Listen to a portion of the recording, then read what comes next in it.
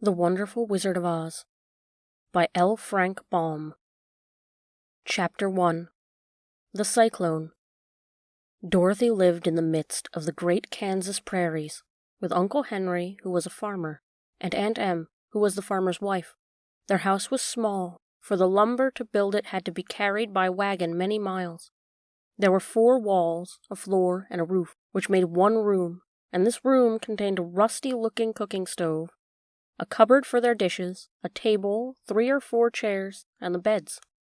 Uncle Henry and Aunt Em had a big bed in one corner, and Dorothy had a little bed in another corner.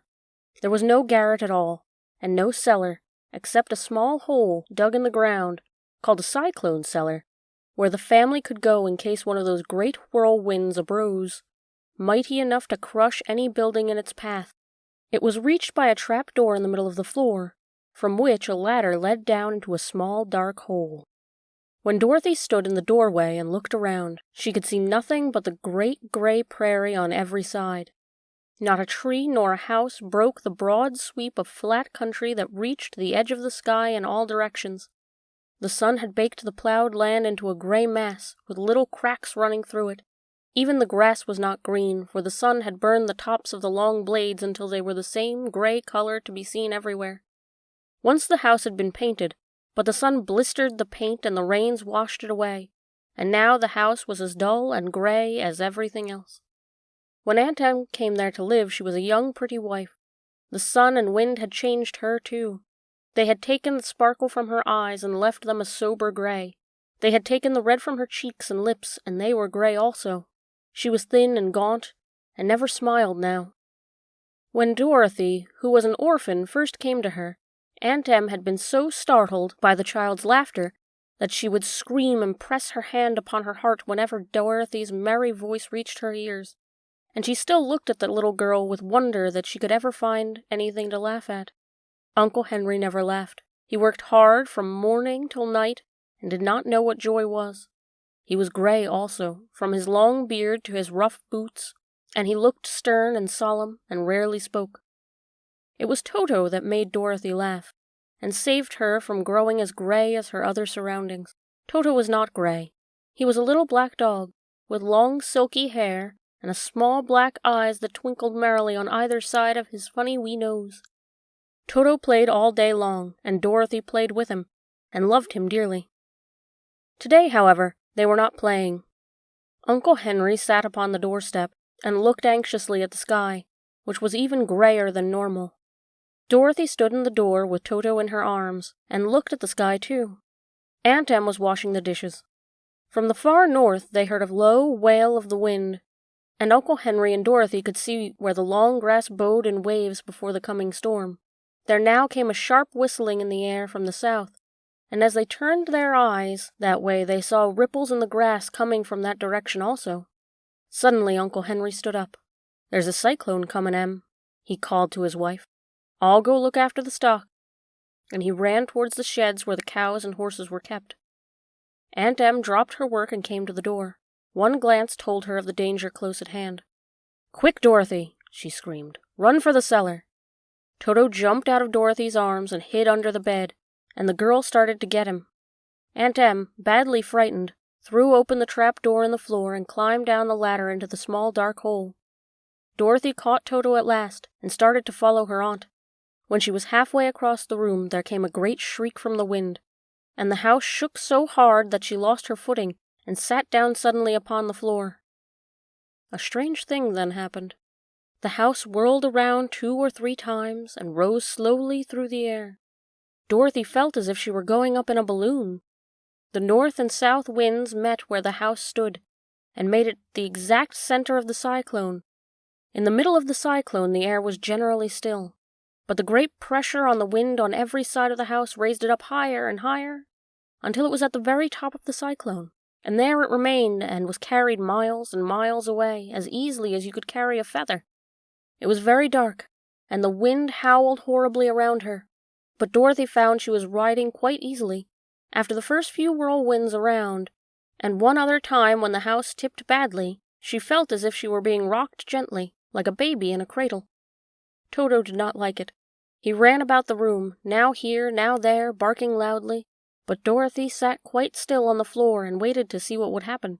Once Toto got too near the open trap-door and fell in, and at first the little girl thought she had lost him, but soon she saw one of his ears sticking up through the hole, for the strong pressure of air was keeping him up so that he could not fall. She crept to the hole, caught Toto by the ear, and dragged him into the room again, afterwards closing the trap-door so no more accidents could happen. Hour after hour passed by, and slowly Dorothy got over her fright, but she felt quite lonely, and the wind shrieked so loudly all about her that she nearly became deaf. At first she had wondered if she could be dashed to pieces when the house fell again, but as the hours passed and nothing terrible happened, she stopped worrying, and resolved to wait calmly and see what the future would bring. At last she crawled over the swaying floor to her bed, and lay down upon it, and Toto followed and lay down beside her. In spite of the swaying house and the wailing of the wind, Dorothy soon closed her eyes and fell fast asleep. Chapter 2. The Council with the Munchkins. She was awakened by a shock so sudden and severe that if Dorothy had not been lying there in the soft bed, she might have been hurt. As it was, the jar made her catch her breath and wonder what had happened, and Toto put his cold little nose into her face and whined dismally. Dorothy sat up and noticed the house was not moving, nor was it dark, for the bright sunshine came in at the window, flooding the little room. She sprang from her bed, and with Toto at her heels ran and opened the door. The little girl gave a cry of amazement and looked about her, her eyes growing bigger and bigger at the wonderful sights she saw. The cyclone had set the house down, very gently for a cyclone, in the midst of a country of marvelous beauty. There were lovely patches of green sward all about, with stately trees bearing rich and luscious fruits. Banks of gorgeous flowers were on every hand, and birds with rare and brilliant plumage sang and fluttered in the trees and bushes. A little way off was a small brook, rushing and sparkling between green banks, and murmuring in a voice very grateful to a little girl who had lived so long on the dry, gray prairies. While she stood looking eagerly at the strange and beautiful sights, she noticed coming towards her a group of the queerest people she had ever seen. They were not as big as the grown folk where she had always been used to, but neither were they very small. In fact, they seemed about as tall as Dorothy, who was a well-grown child for her age, although they were, so far as looks go, many years older. 3 were men and 1 a woman, and all were oddly dressed. They wore round hats that rose to a small point a foot above their heads, with little bells around the brims that twinkled sweetly as they moved. The hats of the men were blue, the little women's hats were white, and she wore a white gown that hung in plaits from her shoulders. Over it were sprinkled little stars that glistened in the sun like diamonds. The men were dressed in blue, of the same shade as their hats, and wore well-polished boots with a deep roll of blue at the tops. The men, Dorothy thought, were about as old as Uncle Henry, for 2 of them had beards, but the little woman was doubtless much older. Her face was covered with wrinkles. Her hair was nearly white. She walked rather stiffly. When these people drew near the house where Dorothy was standing in the doorway, they paused and whispered among themselves, as if afraid to come farther. But the little woman walked up to Dorothy, made a low bow, and said in a sweet voice, "You are welcome, most noble sorceress, to the land of the Munchkins. We are so grateful to you for having killed the wicked witch of the East, and for setting our people free from bondage." Dorothy listened to this speech with wonder. What could the little woman possibly mean by calling her a sorceress, and saying she had killed the wicked witch of the East? Dorothy was an innocent, harmless little girl, who had been carried by a cyclone many miles from home, and she had never killed anything in all her life. But the little woman evidently expected her to answer, so Dorothy said, with hesitation, "You are very kind, but there must be some mistake. I have not killed anything." "Your house did, anyway," replied the little old woman, with a laugh, "and that is the same thing, see?" She continued, pointing to the corner of the house. "There are her 2 toes, still sticking out from under a block of wood." Dorothy looked, and gave a little cry of fright. There, indeed, just under the corner of the great beam the house rested on, 2 feet were sticking out, shod in silver shoes with pointed toes. "Oh dear," cried Dorothy, clasping her hands together in dismay. "The house must have fallen on her. Whatever shall we do?" "There is nothing to be done," said the little woman, calmly. But who was she? Asked Dorothy. She was the Wicked Witch of the East, as I said, answered the little woman. She has held all the Munchkins in bondage for many years, making them slave for her day and night. Now they are all set free, and are grateful to you for the favor. Who are the Munchkins? Inquired Dorothy. They are the people who live in the land of the East, where the Wicked Witch ruled. Are you a Munchkin? Asked Dorothy. No, but I am their friend, although I live in the land of the North. When they saw the Witch of the East was dead, the Munchkins sent a swift messenger to me, and I came at once. I am the Witch of the North. Oh, gracious! Cried Dorothy. Are you a real witch? Yes, indeed, answered the little woman, but I am a good witch, and the people love me. I am not as powerful as the Wicked Witch who ruled here, or I would have set the people free myself. But I thought all witches were wicked, said the girl, who was half frightened at facing a real witch. Oh, no, that is a big mistake. There were only 4 witches in all the land of Oz, and 2 of them, those who live in the North and the South, are good witches. I know this to be true, for I am one of them myself, and cannot be mistaken. Those who dwell in the East and West were indeed wicked witches, but now that you have killed one of them, there is but one wicked witch in all the land of Oz, the one who lives in the West. But, said Dorothy after a moment's thought, Aunt Em has told me that the witches were all dead, years and years ago. Who is Aunt Em? Inquired the little old woman. She is my aunt who lives in Kansas, where I come from. The Witch of the North seemed to think for a time, with her head bowed and her eyes upon the ground. Then she looked up and said, I do not know where Kansas is, for I have never heard that country mentioned before. But tell me, is it a civilized country? Oh, yes, replied Dorothy. Then that accounts for it. In the civilized countries I believe there are no witches left, nor wizards, nor sorceresses, nor magicians. But you see, the land of Oz has never been civilized, for we are cut off from all the rest of the world. Therefore, we still have witches and wizards amongst us. Who are the wizards? Asked Dorothy. Oz himself is the great wizard, answered the witch, sinking her voice to a whisper. He is more powerful than all the rest of us together. He lives in the City of Emeralds.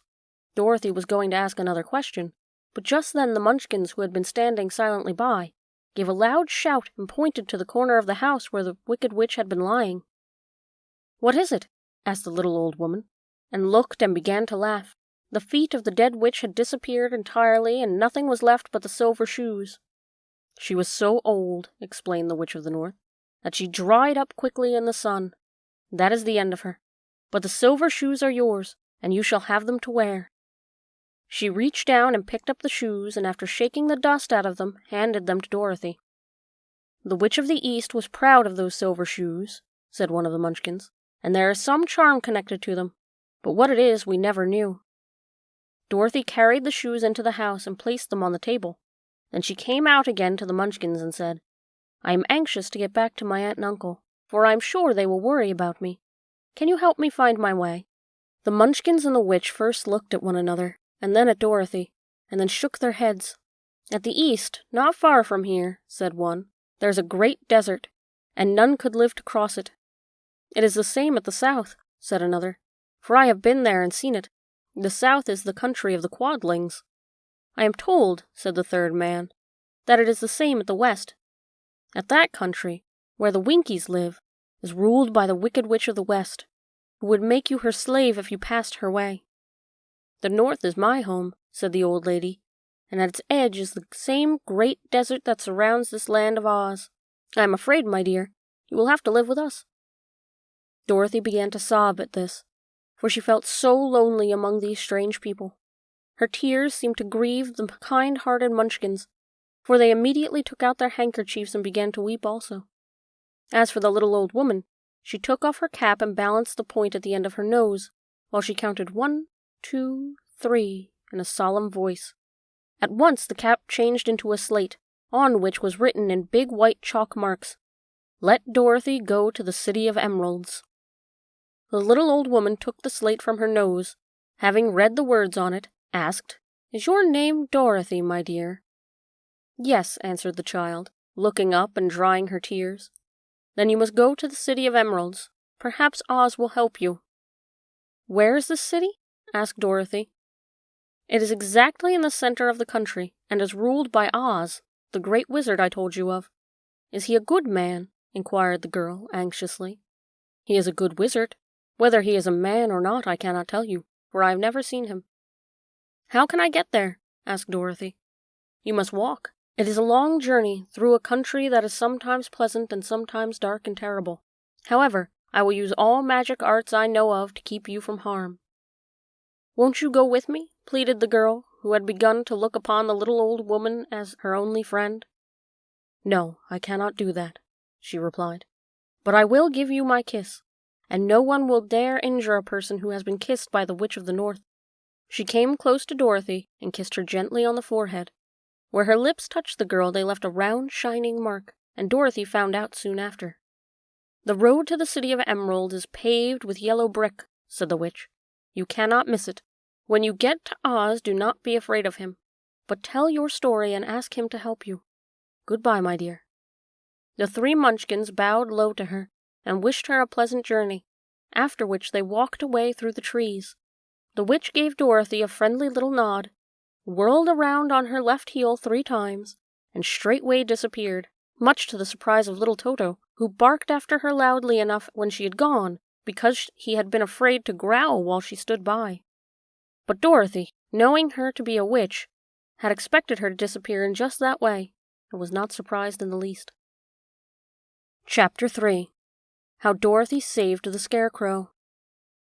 When Dorothy was left alone, she began to feel hungry, so she went to the cupboard and cut herself some bread, which she spread with butter. She gave some to Toto, and taking a pail from the shelf, she carried it down to the little brook and filled it with clear, sparkling water. Toto ran over to the trees and began to bark at the birds sitting there. Dorothy went to get him, and saw such delicious fruit hanging from the branches that she gathered some of it, finding it just what she wanted to help out her breakfast. Then she went back to the house, and having helped herself and Toto to a good drink of the cool, clear water, she set out making ready for the journey to the City of Emeralds. Dorothy had only one other dress, but that happened to be clean, and was hanging on a peg beside her bed. It was gingham, with checks of white and blue, and although the blue was somewhat faded with many washings, it was still a pretty frock. The girl washed herself carefully, dressed herself in the clean gingham, and tied her pink sunbonnet on her head. She took a little basket and filled it with bread from the cupboard, lying a white cloth over the top. Then she looked down at her feet, and noticed how old and worn her shoes were. They surely will never do for a long journey, Toto, she said. And Toto looked up into her face with his little black eyes, and wagged his tail to show that he knew what she meant. At that moment Dorothy saw lying on the table the silver shoes that had belonged to the Witch of the East. I wonder if they will fit me, she said to Toto. They would be just the thing to take a long walk in, for they would not wear out. She took off her old leather shoes and had tried on the silver ones, which fitted her as well as if they had been made for her. Finally, she picked up her basket. Come along, Toto, she said. We will go to the Emerald City and ask the Great Oz how to get back to Kansas again. She closed the door, locked it, and put the key carefully in the pocket of her dress. And so, with Toto trotting along soberly behind her, she started on her journey. There were several roads nearby, but it did not take her long to find one paved with yellow brick. Within a short time she was walking briskly towards the Emerald City, her silver shoes twinkling merrily on the hard yellow roadbed. The sun shone bright and the birds sang sweet, and Dorothy did not feel nearly as bad as you might think a little girl would who had been suddenly whisked away from her own country and set down in the midst of a strange land. She was surprised, as she walked along, to see how pretty the country was about her. There were neat fences at the sides of the road, painted a dainty blue color, and beyond them were fields of grain and vegetables in abundance. Evidently, the Munchkins were good farmers and able to raise large crops. Once in a while you should pass a house, and the people came out to look at her and bow low as she went by, for everyone knew she had been the means of destroying the wicked witch and setting them free from bondage. The houses of the Munchkins were odd-looking dwellings, for each was round, with a big dome for a roof. All were painted blue, for in this country of the East blue was the favorite color. Towards everything, when Dorothy was tired with her long walk and began to wonder where she would pass the night, she came to a house rather larger than the rest. On the green lawn before it many men and women were dancing. 5 little fiddlers played as loudly as possible, and the people were laughing and singing, while the big table nearby was loaded with delicious fruits and nuts, pies and cakes, and many other good things to eat. The people greeted Dorothy kindly, and invited her to supper and to pass the night with them, for this was the home of one of the richest munchkins in the land, and his friends were gathered with him to celebrate the freedom from the bondage of the Wicked Witch.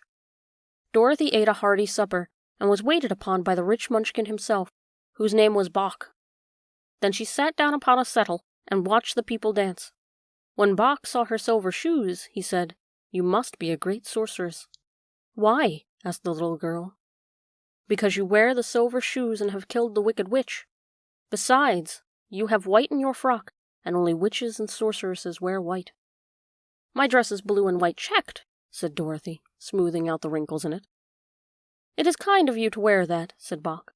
"Blue is the color of the Munchkins, and white is the witch color. So we know that you are a friendly witch." Dorothy did not know what to say to this, for all the people seemed to think her as a witch, and she knew very well that she was only an ordinary little girl who had come by in the chance of a cyclone into a strange land. When she had tired watching the dancing, Bach led her into the house, where he gave her a room with a pretty bed in it. The sheets were made of blue cloth, and Dorothy slept soundly in them until morning, with Toto curled up on the blue rug beside her. She ate a hearty breakfast, and watched a wee Munchkin baby who had played with Toto and pulled his tail and crowed and laughed in a way that greatly amused Dorothy. Toto was a fine curiosity to all the people, for they had never seen a dog before. "How far is it to the Emerald City?" the girl asked. "I do not know," answered Bach gravely, "for I have never been there. It is better for people to keep away from Oz, unless they have business with him. But it is a long way to the Emerald City, and it will take you many days. The country here is rich and pleasant, but you must pass through rough and dangerous places before you reach the end of your journey." This worried Dorothy a little, but she knew that only the great Oz could help her get back to Kansas again, so she bravely resolved not to turn back. She bade her friends goodbye, and again started along the road of yellow brick. When she had gone several miles, she thought she would stop and rest, and so climbed to the top of a fence behind a road and sat down. There was a great cornfield beyond the fence, and not far away she saw a scarecrow, placed high on a pole to keep the birds from the ripe corn. Dorothy leaned her chin upon her hand and gazed thoughtfully at the scarecrow. Its head was a small sack stuffed with straw, his eyes, nose, and mouth painted on to represent a face. An old pointed blue hat that had belonged to some Munchkin was perched on his head, and the rest of the figure was a blue suit of clothes, worn and faded, which had also been stuffed with straw. On the feet were some old boots with blue tops, such as every man wore in this country, and the figure raised above the stalks of corn by means of a pole stuck up its back. While Dorothy was looking honestly into the queer painted face of the scarecrow, she was surprised to see one of the eyes slowly wink at her. She thought she must have been mistaken at first, for none of the scarecrows in Kansas ever wink, but presently the figure nodded its head to her in a friendly way. Then she climbed down from the fence and walked up to it, while Toto ran around the pole and barked. "Good day," said the scarecrow, in a rather husky voice. "Did you speak?" asked the girl in wonder. "Certainly," said the scarecrow. "How do you do?" "I'm pretty well, thank you," replied Dorothy politely. "How do you do?" "I'm not feeling well," said the scarecrow with a smile, "for it is very tedious being perched up here night and day to scare away crows." "Can't you get down?" asked Dorothy. "No, for this pole is stuck up my back. If you will please take away the pole, I will be greatly obliged to you." Dorothy reached up both arms and lifted the figure off the pole, for, being stuffed with straw, it was quite light. "Thank you very much," said the scarecrow, when he had been set down on the ground. "I feel like a new man." Dorothy was puzzled at this, for it sounded queer to hear a stuffed man speak, and to see him bow and walk beside her. "Who are you?" asked the scarecrow, when he had stretched himself and yawned. "And where are you going?" "My name is Dorothy," said the girl, "and I am going to the Emerald City to ask the great Oz to send me back to Kansas." "Where is the Emerald City?" he inquired, "and who is Oz?" "Why, don't you know?"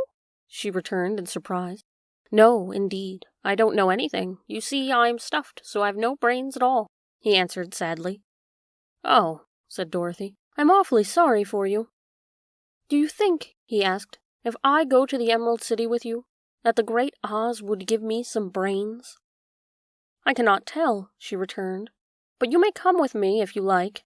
If Oz will not give you some brains, you will be no worse off than you are now." "That is true," said the Scarecrow. "You see," he continued confidentially, "I don't mind my legs and arms and body being stuffed, because I cannot get hurt. If anyone treads on my toes or sticks a pin into me, it doesn't matter, for I cannot feel it. But I do not want people to call me a fool, and if my head stays stuffed with straw instead of with brains, as yours is, how am I ever to know anything?" "I understand how you feel," said the little girl, who was truly sorry for him. "If you will come with me, I'll ask Oz to do all he can for you." "Thank you," he answered gratefully. They walked back to the road. Dorothy helped him over the fence, and they started along the path of yellow brick for the Emerald City. Toto did not like this addition to the party at first. He smelled around the stuffed man as if he suspected there might be a nest of rats in the straw, and he often growled in an unfriendly way at the Scarecrow. "Don't mind Toto," said Dorothy to her new friend. "He never bites." "Oh, I'm not afraid," replied the Scarecrow. "He can't hurt the straw. Do let me carry that basket for you. I shall not mind it, for I can't get tired. I'll tell you a secret," he continued as he walked along. "There's only one thing in the world that I am afraid of." "What is that?" asked Dorothy. "The Munchkin farmer who made you?" "No," answered the Scarecrow. "It's a lighted match." Chapter 4. The Road Through the Forest. After a few hours the road began to get rough, and the walking grew so difficult that the Scarecrow often stumbled over the yellow brick, which were here very uneven. Sometimes, indeed, they were broken or missing altogether, leaving holes that Toto jumped across and Dorothy walked around. As for the Scarecrow, having no brains, he walked straight ahead, and stepped into the holes and fell at full length on the hard bricks. It never hurt him, however, and Dorothy would pick him up and set him upon his feet again, and he joined her in laughing merrily at his own mishap. The farms were not nearly so well cared for here as they were farther back. There were fewer houses and fewer fruit trees, and the farther they went the more dismal and lonesome the country became. At noon they sat down at the roadside, near a little brook, and Dorothy opened her basket and got out some bread. She offered a piece to the Scarecrow, but he refused. "I am never hungry," he said, "and it is a lucky thing I am not, for my mouth is only painted, and if I should cut a hole in it so I could eat, the straw I am stuffed with would come out, and that would spoil the shape of my head." Dorothy saw at once that this was true, so she only nodded and went on eating her bread. "Tell me something about yourself, and the country you came from," said the Scarecrow, when she had finished her dinner. So she told him all about Kansas, and how gray everything was there, and how the cyclone had carried her to this queer land of Oz. The Scarecrow listened carefully and said, "I cannot understand why you should wish to leave this beautiful country and go back to that dry, gray place you call Kansas." "That is because you have no brains," answered the girl. "No matter how dreary and gray our homes are, we people of flesh and blood would rather live there than in any other country, be it ever so beautiful. There is no place like home." The Scarecrow sighed. "Of course I cannot understand it," he said. "If your heads were stuffed with straw, like mine, you would probably all live in the beautiful places, and then Kansas would have no people at all. It is fortunate for Kansas that you have brains." "Won't you tell me a story while we are resting?" asked the child. The Scarecrow looked at her reproachfully and answered, "My life has been so short that I really know nothing whatever. I was only made the day before yesterday. What happened in the world before that time is all unknown to me. Luckily, when the farmer made my head, one of the first things he did was to paint my ears, so that I heard what was going on. There was another Munchkin with him, and the first thing I heard was the farmer saying, 'How do you like those ears?' 'They aren't straight,' answered the other. 'Never mind,' said the farmer. 'They are ears just the same,' which was true enough. 'Now I'll make the eyes,' said the farmer. So he painted my right eye, and as soon as it was finished I found myself looking at him, and at everything around me with a great deal of curiosity, for this was my first glimpse of the world." "That's a rather pretty eye," remarked the Munchkin who was watching the farmer. "Blue paint is just the color for eyes." "I think I'll make the other a little bigger," said the farmer, and when the second eye was done, I could see much better than before. Then he made my nose and my mouth, but I did not speak, because at that time I didn't know what a mouth was for. I had the fun of watching them make my body and my arms and legs, and when they fastened on my head at last, I felt very proud, for I thought I was just as good a man as anyone. "This fellow will scare crows fast enough," said the farmer. "He looks just like a man." "Why, he's a man," said the other, and I quite agreed with him. The farmer carried me under his arm to the cornfield, and set me up on a tall stick, where you found me. He and his friend soon walked away and left me alone. I did not like to be deserted this way, so I tried to walk after them, but my feet could not touch the ground, and I was forced to stay on that pole. It was a lonely life to lead, for I had nothing to think of, having been made such a little while before. Many crows and other birds flew into the cornfield, but as soon as they saw me they flew away again, thinking I was a munchkin, and this pleased me and made me feel that I was quite an important person. By and by the old crow flew near me, and after looking me carefully he perched on my shoulder and said, "I wonder if that farmer thought to fool me in this clumsy manner. Any crow of sense could see that you are only stuffed with straw." Then he hopped down at my feet and ate all the corn he wanted. The other birds, seeing he was not harmed by me, came to eat the corn too, so in a short time there was a great flock of them about me. I felt sad at this, for it showed that I was not such a good scarecrow after all. But the old crow comforted me, saying, "If you only had brains in your head, you would be as good as a man as any of them, and a better man than some of them. Brains are the only things worth having in this world, no matter whether one is a crow or a man." After the crows had gone, I thought this over, and decided I would try hard to get some brains. By good luck, you came along and pulled me off the stake, and from what you say, I am sure the great Oz will give me brains as soon as we get to the Emerald City. "I hope so," said Dorothy, earnestly, "since you seem anxious to have them." "Oh, yes, I am anxious," returned the Scarecrow. "It is such an uncomfortable feeling to know one is such a fool." "Well," said the girl, "let us go," and she handed the basket to the Scarecrow. There were no fences at all by the roadside now, and the land was rough and untilled. Towards the evening they came to a great forest, where the trees grew so big and close together that their branches met over the road of yellow brick. It was almost dark under the trees, where the branches shut out the daylight, but the travelers did not stop, and went on into the forest. "If this road goes in, it must come out," said the Scarecrow. "As the Emerald City is at the other end of the road, we must go wherever it leads us." "Anyone could know that," said Dorothy. "Certainly, that is why I know it," returned the Scarecrow. "If it required brains to figure it out, I never should have said it."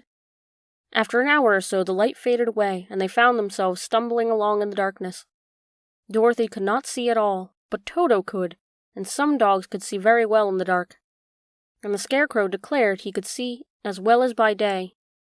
So she took hold of his arm, and managed to get along fairly well. "If you see any house, or any place where we can pass the night," she said, "you must tell me, for it is very uncomfortable walking alone in the dark." Soon after the Scarecrow stopped. "I see a little cottage at the right of us," he said, "built of logs and branches. Shall we go there?" "Yes, indeed," answered the child. "I am all tired out." So the Scarecrow led her through the trees until they reached the cottage, and Dorothy entered and found a bed of dried leaves in one corner. She lay down at once, and with Toto beside her, soon fell into a sound sleep. The Scarecrow, who was never tired, stood up in another corner and waited patiently until morning came. Chapter 5. The Rescue of the Tin Woodsman. When Dorothy awoke, the sun was shining through the trees, and Toto had long been chasing birds and squirrels. She sat up and looked around her. There was the Scarecrow, still standing patiently in his corner, waiting for her. "We must go and search for water," she said to him. "Why do you want water?" he asked. "I want to wash my face clean after the dust of the road, and to drink, so the dry bread will not stick in my throat." "It must be inconvenient to be made of flesh," said the Scarecrow thoughtfully, "for you must sleep and eat and drink. However, you have brains, and it is worth a lot of bother to be able to think properly." They left the cottage and walked through the trees until they found a little spring of clear water, where Dorothy drank and bathed and ate her breakfast. She saw there was not much bread left in the basket, and the girl was thankful the Scarecrow did not have to eat anything, for there was scarcely enough for herself and Toto for the day. When she had finished her meal, she was about to go back to the road of yellow brick. She was startled to hear a deep groan nearby. "What was that?" she asked timidly.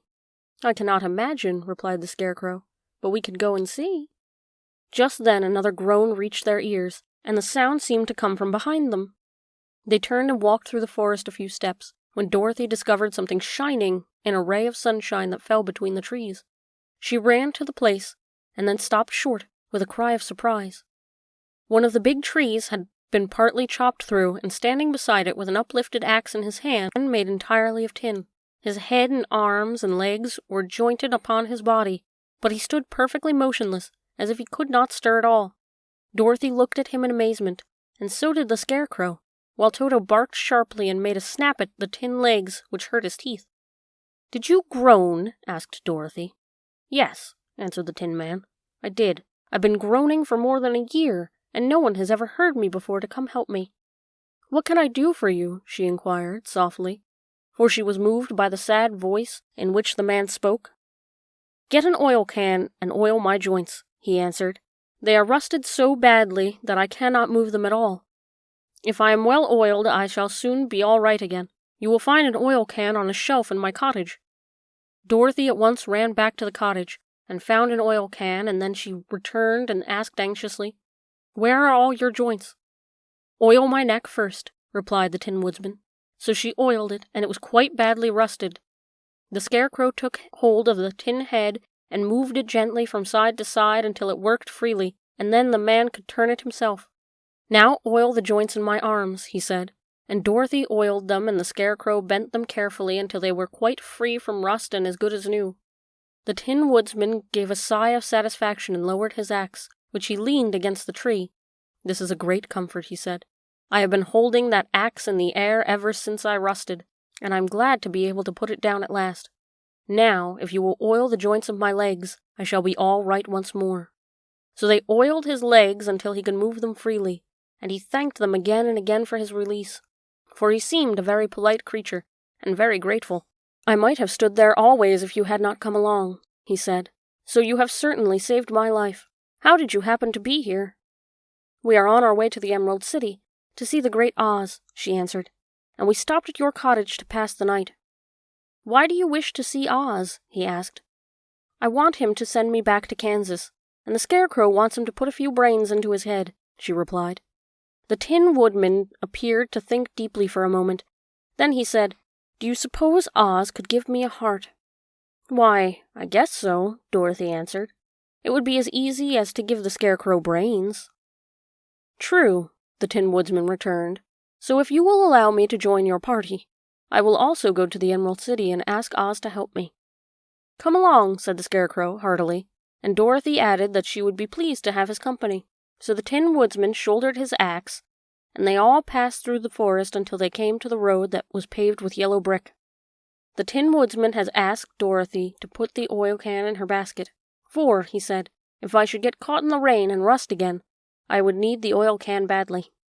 It was a bit of good luck to have their new comrade join the party, for soon after they had begun their journey again, they came to a place where the trees and branches grew so thick over the wood that the travelers could not pass. But the Tin Woodsman set to work with his axe and chopped so well that he soon cleared the passage for the entire party.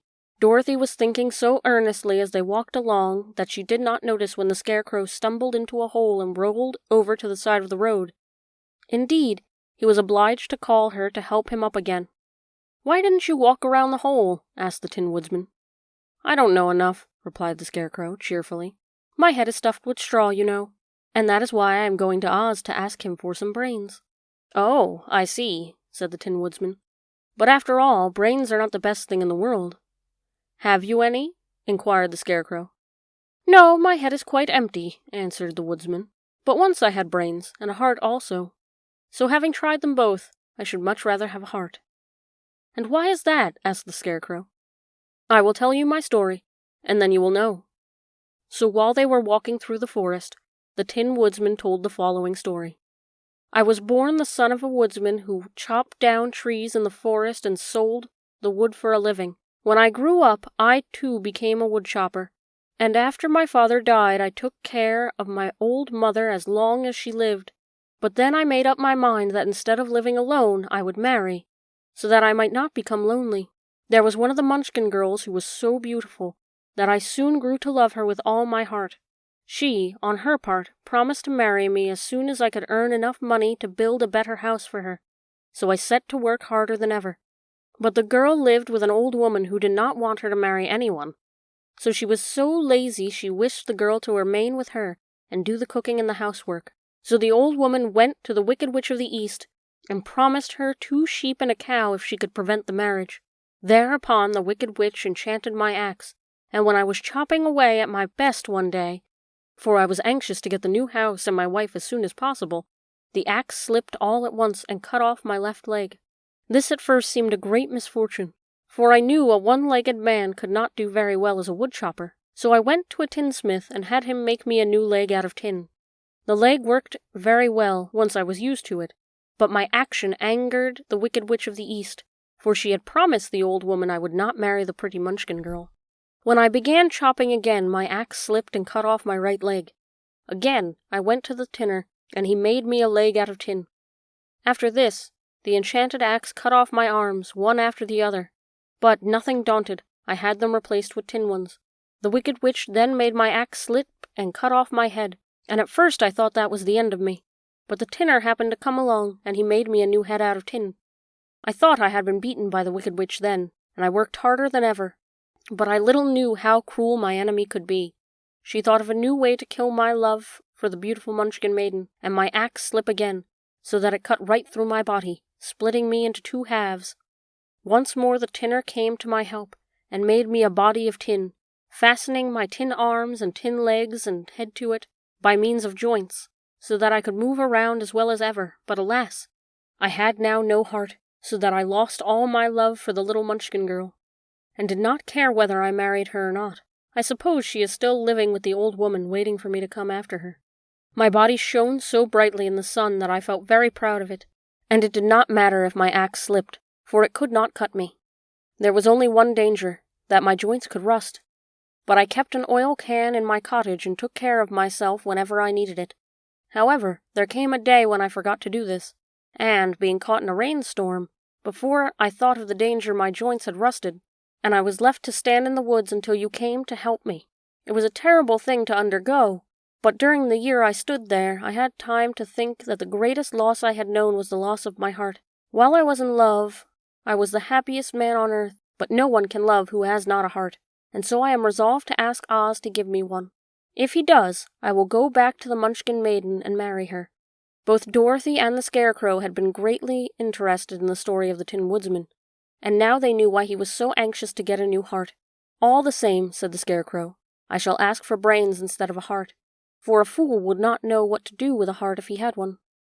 I shall take the heart, returned the Tin Woodman, for brains do not make one happy, and happiness is the best thing in the world.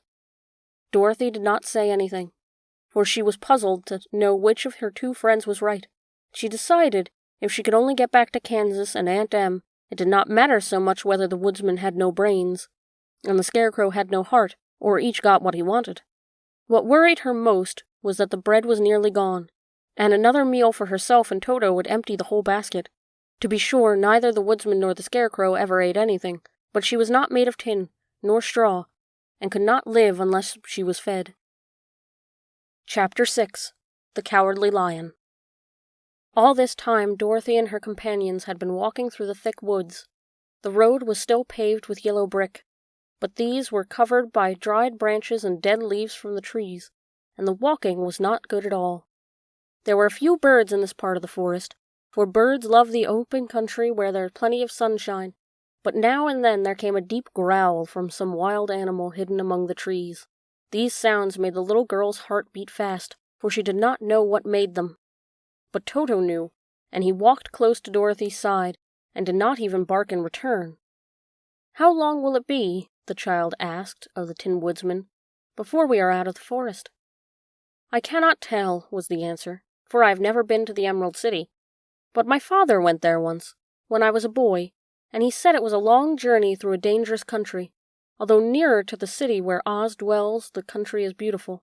But I am not afraid so long as I have my oil can, and nothing can hurt the Scarecrow, while you bear upon your forehead the mark of the Good Witch's kiss, and that will protect you from harm." "But Toto," said the girl anxiously, "what will protect him?" We must protect him ourselves if he is in danger," replied the Tin Woodman.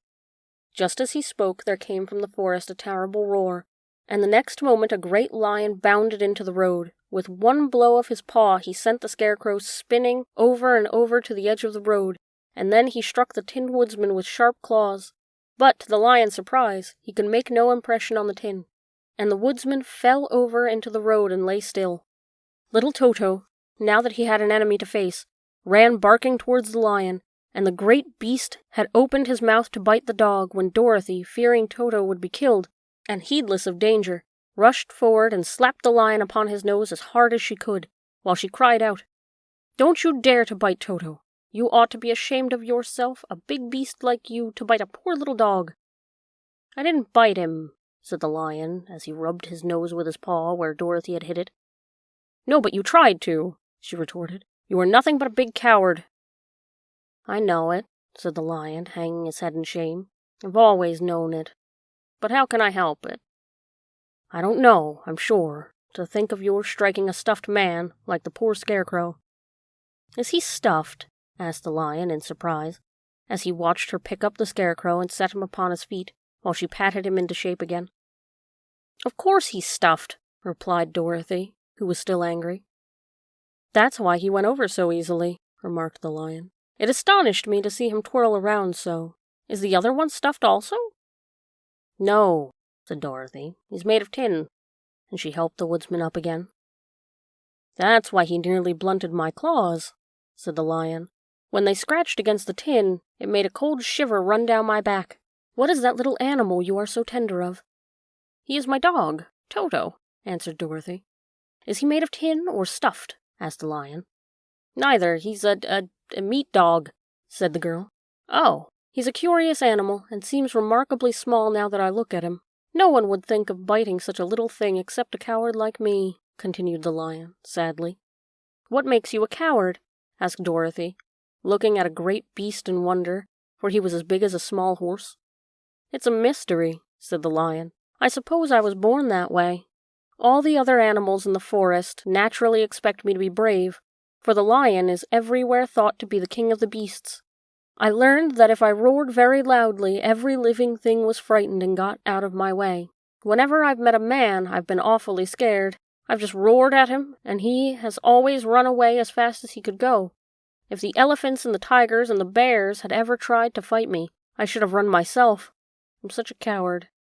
But just as soon as they hear me roar, they all try to get away from me, and of course I let them go." "But that isn't right. The king of beasts shouldn't be a coward," said the Scarecrow. "I know it," returned the lion, wiping a tear from his eye with the tip of his tail. "It is my great sorrow and makes my life very unhappy. But whenever there is danger, my heart begins to beat fast." "Perhaps you have a heart disease," said the Tin Woodman. "It may be," said the lion. "If you have," continued the Tin Woodman, "you ought to be glad, for it proves you have a heart. For my part, I have no heart, so I cannot have heart disease." "Perhaps," said the lion, thoughtfully, "if I had no heart, I should not be a coward." "Have you brains?" asked the Scarecrow.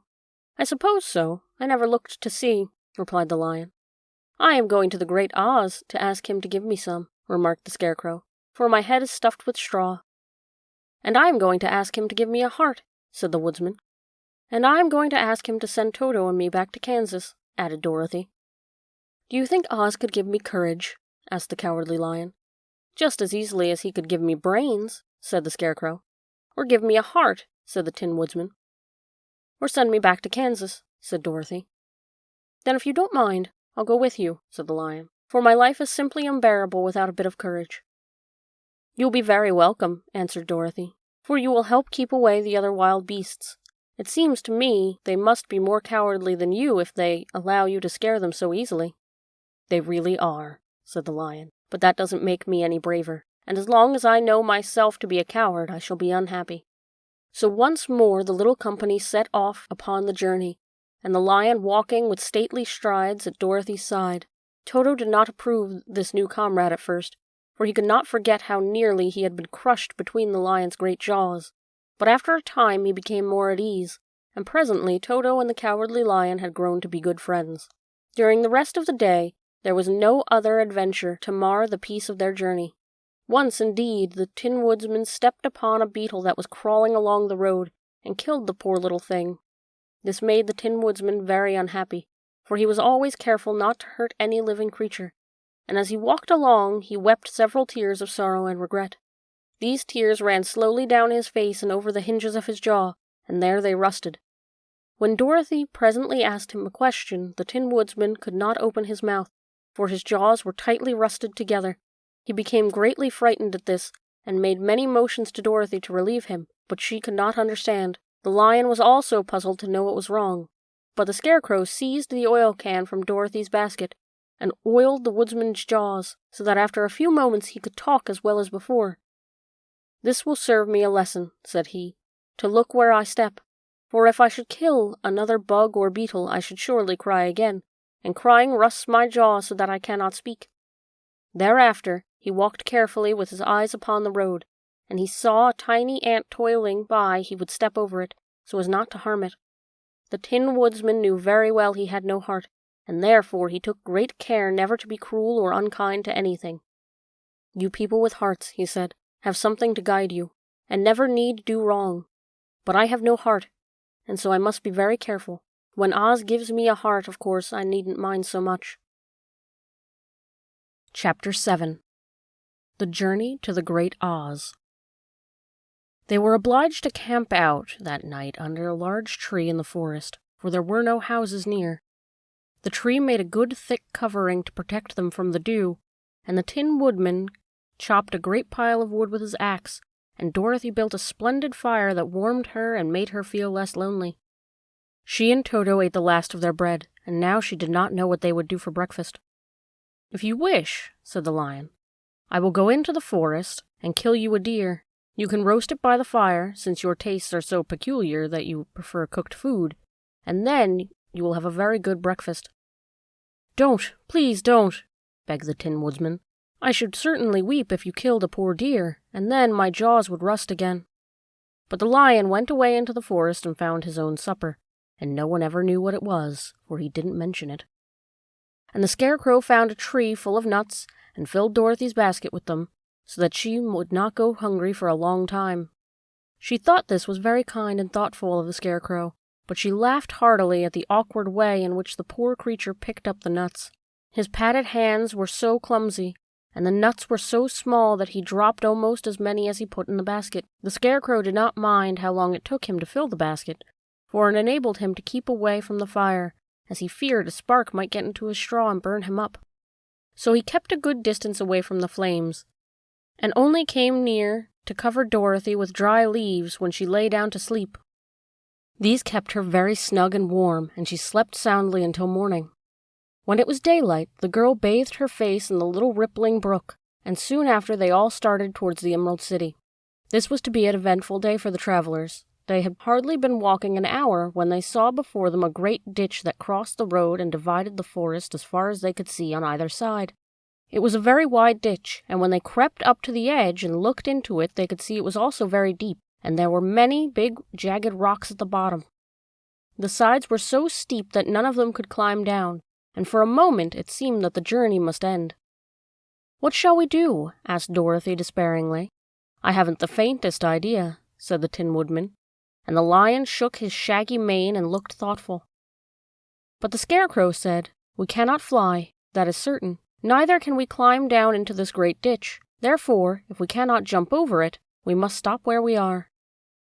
"I think I could jump over it," said the Cowardly Lion, after measuring the distance carefully in his mind. "Then we are all right," answered the Scarecrow, "for you can carry us all over on your back, one at a time." "Well, I'll try it," said the Lion. "Who will go first?" "I will," declared the Scarecrow. "For, if you found that you could not jump over the gulf, Dorothy would be killed, or the Tin Woodman badly dented on the rocks below. But if I am on your back, it will not matter so much, for the fall would not hurt me at all." "I am terribly afraid of falling myself," said the Cowardly Lion, "but I suppose there is nothing to do but try it. So get on my back, and we will make the attempt." The Scarecrow sat upon the Lion's back, and the big beast walked to the edge of the gulf and crouched down. "Why don't you run and jump?" asked the Scarecrow. "Because that isn't the way we lions do these things," he replied. Then, giving a great spring, he shot through the air and landed safely on the other side. They were all greatly pleased to see how easily he did it, and after the Scarecrow had got down from his back, the lion sprang across the ditch again. Dorothy thought she would go next, so she took Toto in her arms and climbed on the lion's back, holding tightly to his mane with one hand. The next moment it seemed as if she were flying through the air, and then, before she had time to think about it, she was safe on the other side. The lion went back a third time and got the Tin Woodman, and then they all sat down for a few moments to give the beast a chance to rest, for his great leaps had made his breath short, and he panted like a big dog that had been running too long. They found the forest very thick on this side, and it looked dark and gloomy. After the lion had rested, they started along a road of yellow brick, silently wondering, each in his own mind, if they would come to the end of the woods and reach the bright sunshine again. To add to their discomfort, they soon heard strange noises in the depths of the forest, and the lion whispered to them that it was in this part of the country that the Kalidas lived. "What are the Kalidas?" asked the girl. "They are monstrous beasts, with bodies like bears and heads like tigers," replied the lion, "and with claws so long and sharp that they could tear me in two as easily as I could kill Toto. I'm terribly afraid of the Kalidas." "I'm not surprised that you are," returned Dorothy. "They must be dreadful beasts." The lion was about to reply when suddenly they came to another gulf across the road, but this one was so broad and deep that the lion knew at once he could not leap across it. So they sat down to consider what they should do, and after serious thought, the Scarecrow said, "Here is a great tree, standing close to the ditch. The Tin Woodman can chop it down so that it will fall to the other side. We could walk across it easily." "That is a first-rate idea," said the lion. "One would almost suspect you had brains in your head instead of straw." The woodman set up to work at once, and so sharp was his axe that the tree was soon chopped nearly through. Then the lion put his strong front legs against the tree and pushed with all his might, and slowly the big tree tipped and fell with a crash across the ditch, with its top branches on the other side. They had just started to cross this queer bridge when a sharp growl made them look up, and to their horror they saw running towards them two great beasts with bodies like bears and heads like tigers. "They are the Kalidas," said the Cowardly Lion, beginning to tremble. "Quick!" cried the Scarecrow. "Let us cross over." So Dorothy went first, holding Toto in her arms. The Tin Woodman followed, and the Scarecrow came next. The lion, although he was certainly afraid, turned to face the Kalidas, and then he gave so loud and terrible a roar that Dorothy screamed and the Scarecrow fell over backward, while even the fierce beast stopped short and looked at him in surprise. But, seeing they were bigger than the lion, and remembering that there were two of them and only one of him, the Kalidas again rushed forward, and the lion crossed over the tree and turned to see what they would do next.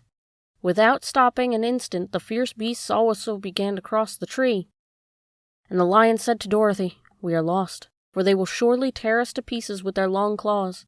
But stand close behind me, and I will fight them as long as I am alive."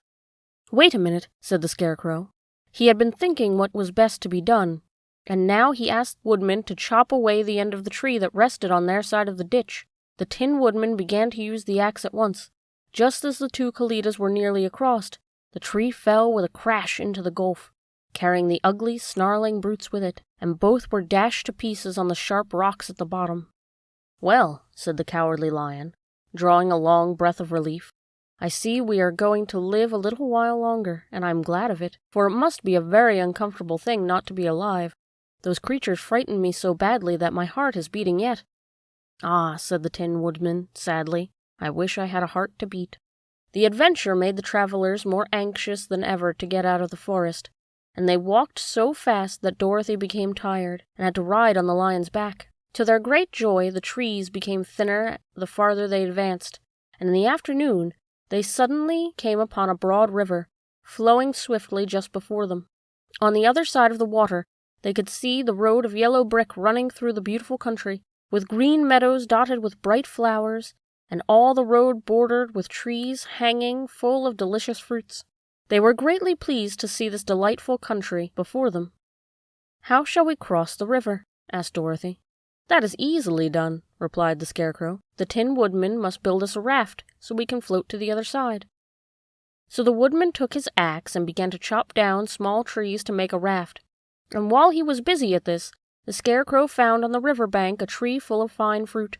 This pleased Dorothy, who had eaten nothing but nuts all day, and she made a hearty meal of the ripe fruit. But it takes time to make a raft, even when one is industrious and untiring as the Tin Woodman. And when night came, the work was not done, so they found a cozy place under the trees where they slept well until the morning. Dorothy dreamed of the Emerald City, and of the good Wizard Oz, who soon would send her back to her own home again. Chapter 8. The Deadly Poppy Field. Our little party of travelers awakened the next morning refreshed and full of hope, and Dorothy breakfasted like a princess off peaches and plums from the trees beside the river. Behind them was the dark forest they had passed safely through, although they had suffered many discouragements. But before them was a lovely, sunny country that seemed to beckon them on to the Emerald City. To be sure, the broad river now cut them off from this beautiful land, but the raft was nearly done, and after the Tin Woodman had cut a few more logs and fastened them together with wooden pins, they were ready to start. Dorothy sat down in the middle of the raft and held Toto in her arms. When the Cowardly Lion stepped upon the raft, it tipped badly, for he was big and heavy, but the Scarecrow and the Tin Woodman stood upon the other end to steady it, and they had long poles in their hands to push the raft through the water. They got along quite well at first, and when they reached the middle of the river, the swift current swept the raft downstream, farther and farther away from the road of yellow brick, and the water grew so deep that the long poles would not touch the bottom. "This is bad," said the Tin Woodman, "for if we cannot get to the land, we shall be carried into the country of the Wicked Witch of the West, and she will enchant us and make us her slaves." "And then I should get no brains," said the Scarecrow. "And I should get no courage," said the Cowardly Lion. "And I should get no heart," said the Tin Woodman. "And I should never get back to Kansas," said Dorothy. "We must certainly get to the Emerald City if we can," the Scarecrow continued, and he pushed so hard on his long pole that it stuck fast in the mud at the bottom of the river. Then, before he could pull it out again, or let go, the raft was swept away, and the poor Scarecrow was left clinging to the pole in the middle of the river. "Goodbye," he called after them, and they were very sorry to leave him.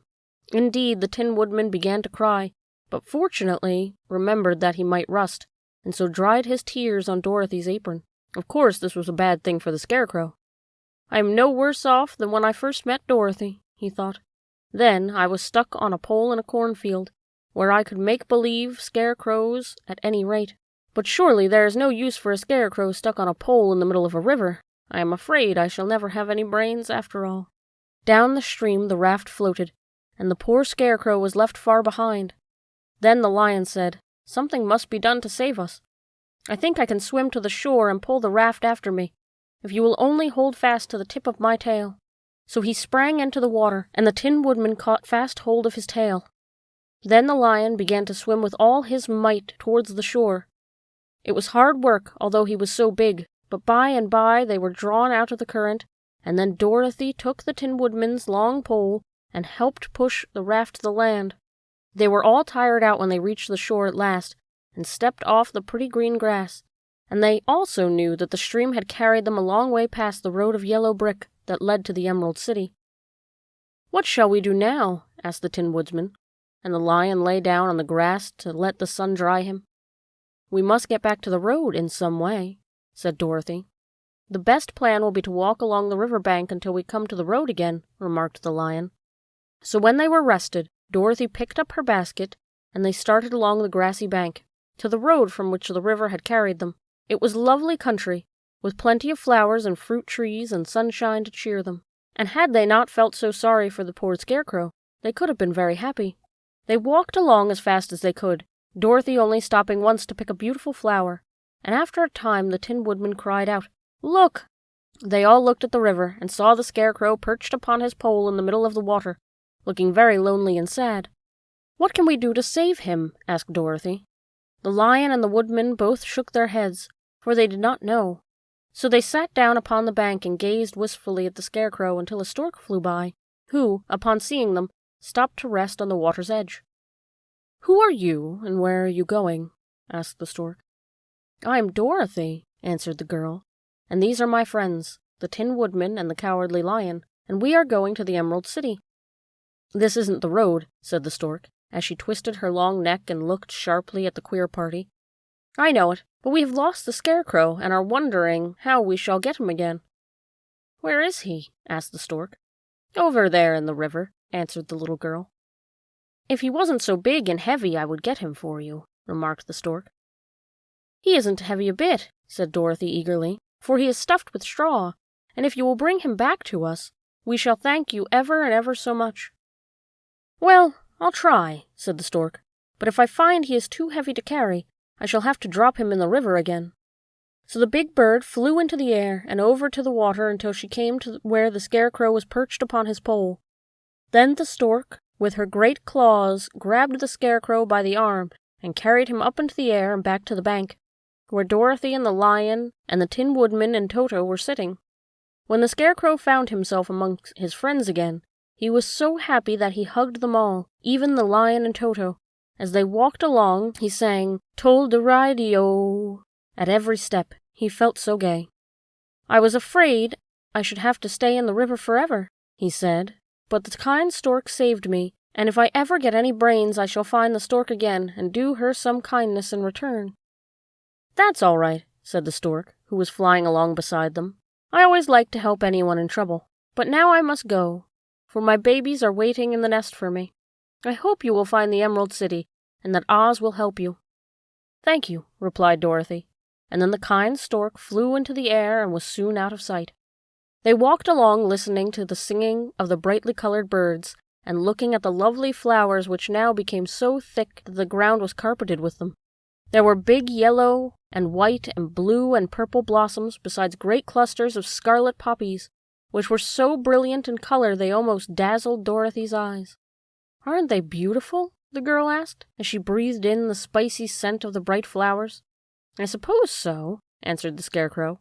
"When I have brains, I shall probably like them better. If I only had a heart, I should love them," added the Tin Woodman. "I always did like flowers," said the Lion. "They seem so helpless and frail, but there are none in the forest so bright as these." They now came upon more and more of the big scarlet poppies, and fewer of the other flowers, and they soon found themselves in the midst of a great meadow of poppies. Now it is well known that when there are many of these flowers together, their odor is so powerful that anyone who breathes it falls asleep, and if the sleeper is not carried away from the scent of the flowers, he sleeps on and on forever. But Dorothy did not know this, nor could she get away from the bright red flowers that were everywhere about. So presently her eyes grew heavy, and she felt she must sit down to rest and to sleep. But the Tin Woodman would not let her do this. "We must hurry and get back to the road of yellow brick before dark," he said, and the Scarecrow agreed with him. So they kept walking until Dorothy could stand no longer. Her eyes closed in spite of herself, and she forgot where she was and fell among the poppies, fast asleep. "What shall we do?" asked the Tin Woodman. "If we leave her here, she will die," said the Lion.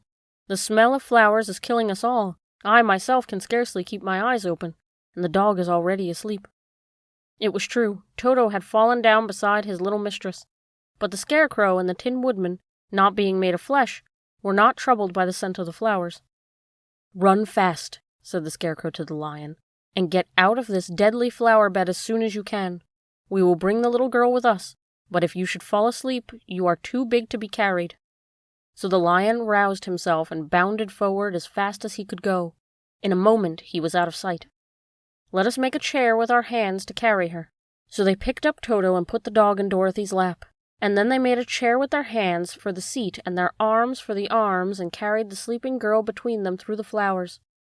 On and on they walked, and it seemed the great carpet of deadly flowers that surrounded them would never end. They followed the bend at the river, and at last came upon their friend the Lion, lying fast asleep among the poppies. The flowers had been too strong for the huge beast, and he had given up at last, and fallen only a short distance from the end of the poppy bed, where the sweet grass spread in beautiful green fields before them. "We can do nothing for him," said the Tin Woodman sadly, "for he is much too heavy to lift. We must leave him here to sleep on forever, and perhaps he will dream that he has found courage at last. I'm sorry, said the Scarecrow. The lion was a very good comrade for one so cowardly. But let us go on. They carried the sleeping girl to the pretty spot beside the river, far enough from the poppy field to prevent her breathing any more of the poison of the flowers, and here they laid her gently on the soft grass, and waited for the fresh breeze to waken her. Chapter 9. The Queen of the Field Mice. We cannot be far from the road of yellow brick now, remarked the Scarecrow, as he stood beside the girl, for we have come nearly as far as the river carried us away. The Tin Woodman was about to reply when he heard a low growl, and turning his head, which worked beautifully on hinges, he saw a strange beast come bounding over the grass towards them. It was, indeed, a great yellow wildcat, and the woodman thought it must be chasing something, for its ears were lying close to its head, and its eyes were wide open, showing 2 rows of ugly teeth, while its red eyes glowed like balls of fire. As it came nearer, the Tin Woodman saw that running before the beast was a little gray field mouse, and although he had no heart, he knew it was wrong for the wildcat to try to kill such a pretty, harmless creature. So the woodman raised his axe, and as the wildcat ran by, he gave it a quick blow to cut that beast's head clean off from its body, and it rolled over at its feet in 2 pieces. The field mouse, now that it was freed from its enemy, stopped short, and coming slowly up to the woodman, it said, in a squeaky little voice, "Oh, thank you ever so much for saving my life." "Don't speak of it, I beg of you," replied the woodman. "I have no heart, you know, so I am careful to help all those who need a friend, even if it happens to be only a mouse." "Only a mouse!" cried the little animal indignantly. "Why, I am a queen, the queen of all the field mice." "Oh, indeed," said the woodman, making a bow. "Therefore you have done a great deed, and as well as a brave one, in saving my life," added the queen. At that moment, several mice were seen running up as fast as their little legs could carry them, and when they saw their queen, they exclaimed, "Oh, your majesty, we thought you would be killed. How did you manage to escape the great wildcat?" They all bowed so low to the little queen that they almost stood upon their heads. "This funny tin man," she answered, "killed the wildcat and saved my life, so hereafter you must all serve him and obey his slightest wish." "We will!" cried all the mice in a shrill chorus. And then they scampered in all directions, for Toto had wakened in his sleep, and seeing all these mice around him, he gave one bark of delight and jumped right into the middle of the group. Toto had always loved to chase mice when he lived in Kansas, and he saw no harm in it. But the Tin Woodman caught the dog in his arms and held him tight, while he called to the mice, come back! Toto shall not hurt you." At this, the Queen of the Mice stuck her head out from underneath a clump of grass and asked in a timid voice, "Are you sure he will not bite us?" "I will not let him," said the Woodman, "so do not be afraid." One by one the mice came creeping back, and Toto did not bark again, although he tried to get out of the woodsman's arms, and would have bitten him had he not known very well he was made of tin. Finally, one of the biggest mice spoke. "Is there anything we can do," it asked, "to repay you for saving the life of our queen?" "Nothing that I know of," answered the woodman. But the Scarecrow, who had been trying to think, but could not because his head was stuffed with straw, said quickly, "Oh, yes, you can save our friend, the Cowardly Lion, who is asleep in the poppy bed." "A lion!" cried the little queen. "Why, he would eat us all up." "Oh, no," declared the Scarecrow. "This lion is a coward." "Really?" asked the mouse. "He says so himself," answered the Scarecrow. "And he would never hurt anyone who is our friend. If you will help us to save him, I promise that he shall treat you with all kindness." "Very well," said the Queen. "We trust you. But what shall we do?" "Are there many of these mice which call you queen and are willing to obey you?" "Oh, yes, there are thousands," she replied. "Then bring them all to come here as soon as possible, and let each one bring along a piece of string." The Queen turned to the mice that attended her, and told them to go at once and get all her people. As soon as they heard orders, they ran away in every direction as soon as possible. "Now," said the Scarecrow to the Tin Woodman, "you must go to those trees by the riverside and make a truck that will carry the lion." So the Woodman went at once to the trees and began to work, and he soon made a truck out of the limbs of trees, from which he chopped away all the leaves and branches. He fastened it together with wooden pegs and made 4 wheels out of short pieces of a big tree trunk. So fast and so well did he work that by the time the mice began to arrive, the truck was all ready for them. They came from all directions, and there were thousands of them, big mice and little mice and middle-sized mice, and each one brought a piece of string in his mouth. It was about this time that Dorothy woke from her long sleep and opened her eyes. She was greatly astonished to find herself lying upon the grass, with thousands of mice standing around and looking at her timidly. But the Scarecrow told her about everything, and turning to the dignified little mouse, he said, "Permit me to introduce you to Her Majesty, the Queen." Dorothy nodded gravely, and the girl made a curtsy, after which she became quite friendly with the little girl. The Scarecrow and the Woodman now began to fasten the mice to the truck, using the strings they had brought. One end of the string was tied around the neck of each mouse, and the other end to the truck. Of course, the truck was 1,000 times bigger than any of the mice who were to draw it, but when all the mice had been harnessed, they were able to pull it quite easily. And the Scarecrow and the Tin Woodman would sit on it, and were drawn swiftly by the queer little horses to the place where the lion lay asleep. After a great deal of hard work, the lion was heavy, and they managed to get him up on the truck. Then the Queen hurriedly gave her people the order to start, for she feared the mice stayed among the poppies too long, they also would fall asleep. At first the little creatures, many though they were, could hardly stir the heavily loaded truck, but the Woodman and the Scarecrow both pushed from behind, and they got along better. Soon they rolled the lion out of the poppy bed onto the green fields, where he could breathe the sweet fresh air again instead of the poisonous scent of the flowers. Dorothy came to meet them and thanked the little mice warmly for saving her companion from death. She had grown so fond of the big lion, and she was glad he had been rescued. Then the mice were unharnessed from the truck and scampered away through the grass to their homes. The Queen of the Mice was last to leave. "If ever you need us again," she said, "come out into the field and call, and we shall hear you and come to your assistance. Goodbye." "Goodbye," they all answered, and away the Queen ran, while Dorothy held Toto tightly lest he should run after her and frighten her. After this they sat down beside the lion until he should awaken, and the Scarecrow brought Dorothy some fruit from a tree nearby, which she ate for her dinner. Chapter 10. The Guardian of the Gate. It was some time before the Cowardly Lion awakened, for he had lain among the poppies a long while, breathing in their deadly fragrance. But when he did open his eyes and roll off the truck, he was glad to find himself still alive. "I ran as fast as I could," he said, sitting down and yawning, "but the flowers were too strong for me. How did you get me out?" Then they told him of the field mice, and how they had generously saved him from death. And the Cowardly Lion laughed and said, "I have always thought myself very big and terrible, yet such little things as flowers came near to killing me, and such small animals as mice have saved my life. How strange it all is! But, comrades, what shall we do now?" "We must journey on until we find the road of yellow brick again," said Dorothy, "and then we can keep on to the Emerald City." So, the lion being fully refreshed, and feeling quite himself again, they all started upon the journey, greatly enjoying the walk through the soft, fresh grass, and it was not long before they reached the road of yellow brick and turned again towards the Emerald City where the great Oz dwelt.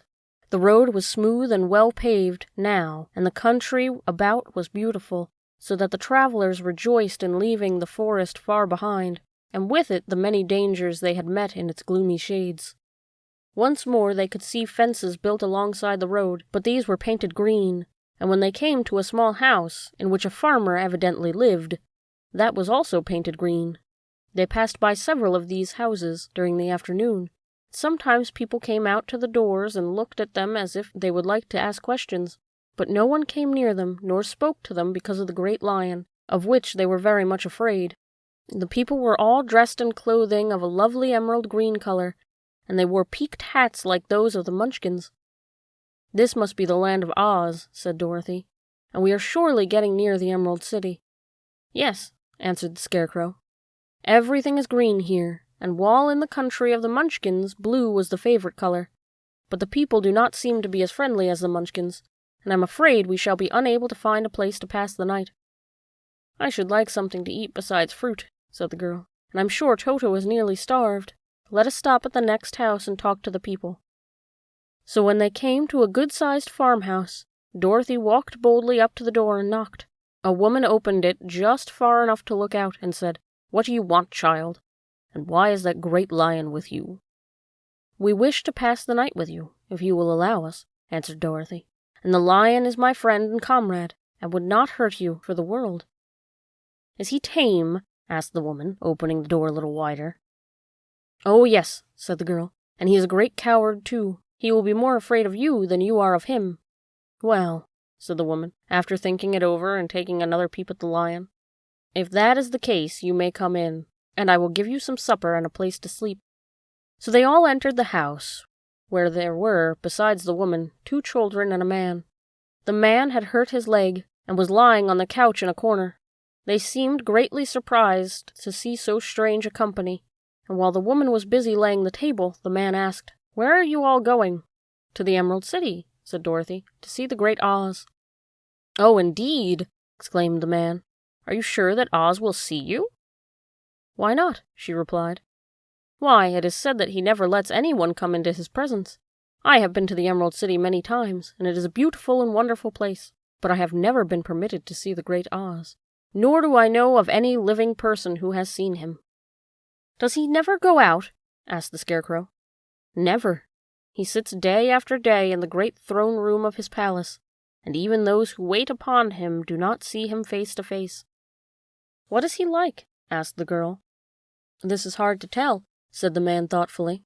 "You see, Oz is a great wizard, and can take on any form he wishes, so that some say he looks like a bird, and some say he looks like an elephant, and some say he looks like a cat. To others he appears as a beautiful fairy, or a brownie, or in any other form that pleases him. But the real Oz is, when he is in his own form, no living person can tell." "That is very strange," said Dorothy. "But we must try, in some way, to see him, or we shall have made our journey for nothing." "Why do you wish to see the terrible Oz?" asked the man. "I want him to give me some brains," said the Scarecrow eagerly. "Oh, Oz could do that easily enough," declared the man. "He has more brains than he needs." "And I want him to give me a heart," said the Tin Woodman. "That will not trouble him," continues the man, "for Oz has a large collection of hearts, of all shapes and sizes." "And I want him to give me courage," said the Cowardly Lion. "Oz keeps a great pot of courage in his throne room," said the man, "which he has covered with a golden plate to keep it from running over. He will be glad to give you some." "And I want him to send me back to Kansas," said Dorothy. "Where is Kansas?" asked the man with a surprise. "I don't know," replied Dorothy sorrowfully, "but it is my home, and I'm sure it's somewhere." "Very likely. Well, Oz can do anything, so I suppose he will find Kansas for you. But first you must get to see him, and that will be a hard task, for the Great Wizard does not like to see anyone, and he usually has his own way. But what do you want?" he continued, speaking to Toto. Toto only wagged his tail, for, strange to say, he could not speak. The woman now called to them that supper was ready, so they gathered around the table, and Dorothy ate some delicious porridge and a dish of scrambled eggs and a plate of nice white bread, and enjoyed her meal. The lion ate some of the porridge, but did not care for it, saying that it was made of oats, and oats were food for horses, not for lions. The Scarecrow and the Tin Woodman ate nothing at all. Toto ate a little of everything, and was glad he could get a good supper again. The woman now gave Dorothy a bed to sleep in, and Toto lay down beside her, while the lion guarded the door of her room so she might not be disturbed. The Scarecrow and the Tin Woodman stood up in a corner, and kept quiet all night, although of course they could not sleep. The next morning, as soon as the sun was up, they started on their way, and soon saw a beautiful green glow in the sky just before them. "That must be the Emerald City," said Dorothy. As they walked on, the green glow became brighter and brighter, and it seemed that at last they were nearing the end of their travels. Yet it was afternoon before they came to a great wall that surrounded the city. It was high and thick and of a bright green color. In front of them, and at the end of the road of yellow brick, was a big gate, all studded with emeralds that glittered in the sun, that even the painted eyes of the Scarecrow were dazzled by their brilliancy. There was a bell beside the gate, and Dorothy pushed a button and heard a silvery tinkle sound within. Then the big gate swung slowly open, and they all passed through and found themselves in a high arched room. the walls of which glistened with countless emeralds. Before them stood a little man about the same size as the Munchkins. He was clothed all in green, from his head to his feet, and even his skin was of a greenish tint. At his side was a large green box. When he saw Dorothy and her companions, the man asked, "What do you wish in the Emerald City?" "We came here to see the Great Oz," said Dorothy. The man was so surprised at this answer that he sat down to think it over. "It has been many years since anyone has asked to see Oz," he said, shaking his head in perplexity. "He is powerful and terrible, and if you come on an idle or foolish errand to bother the wise reflections of the Great Wizard, he might be angry and destroy you all in an instant." "But it is not a foolish errand, nor an idle one," replied the Scarecrow. "It is important, and we have been told that Oz is a good wizard." "So he is," said the Green Man, "and he rules the Emerald City wisely as well. But to those who are not honest, or those who approach him from curiosity, he is most terrible, and few have ever dared to ask to see his face. I am the Guardian of the Gates, and since you demand to see the Great Oz, I must take you to his palace. But first you must put on the spectacles."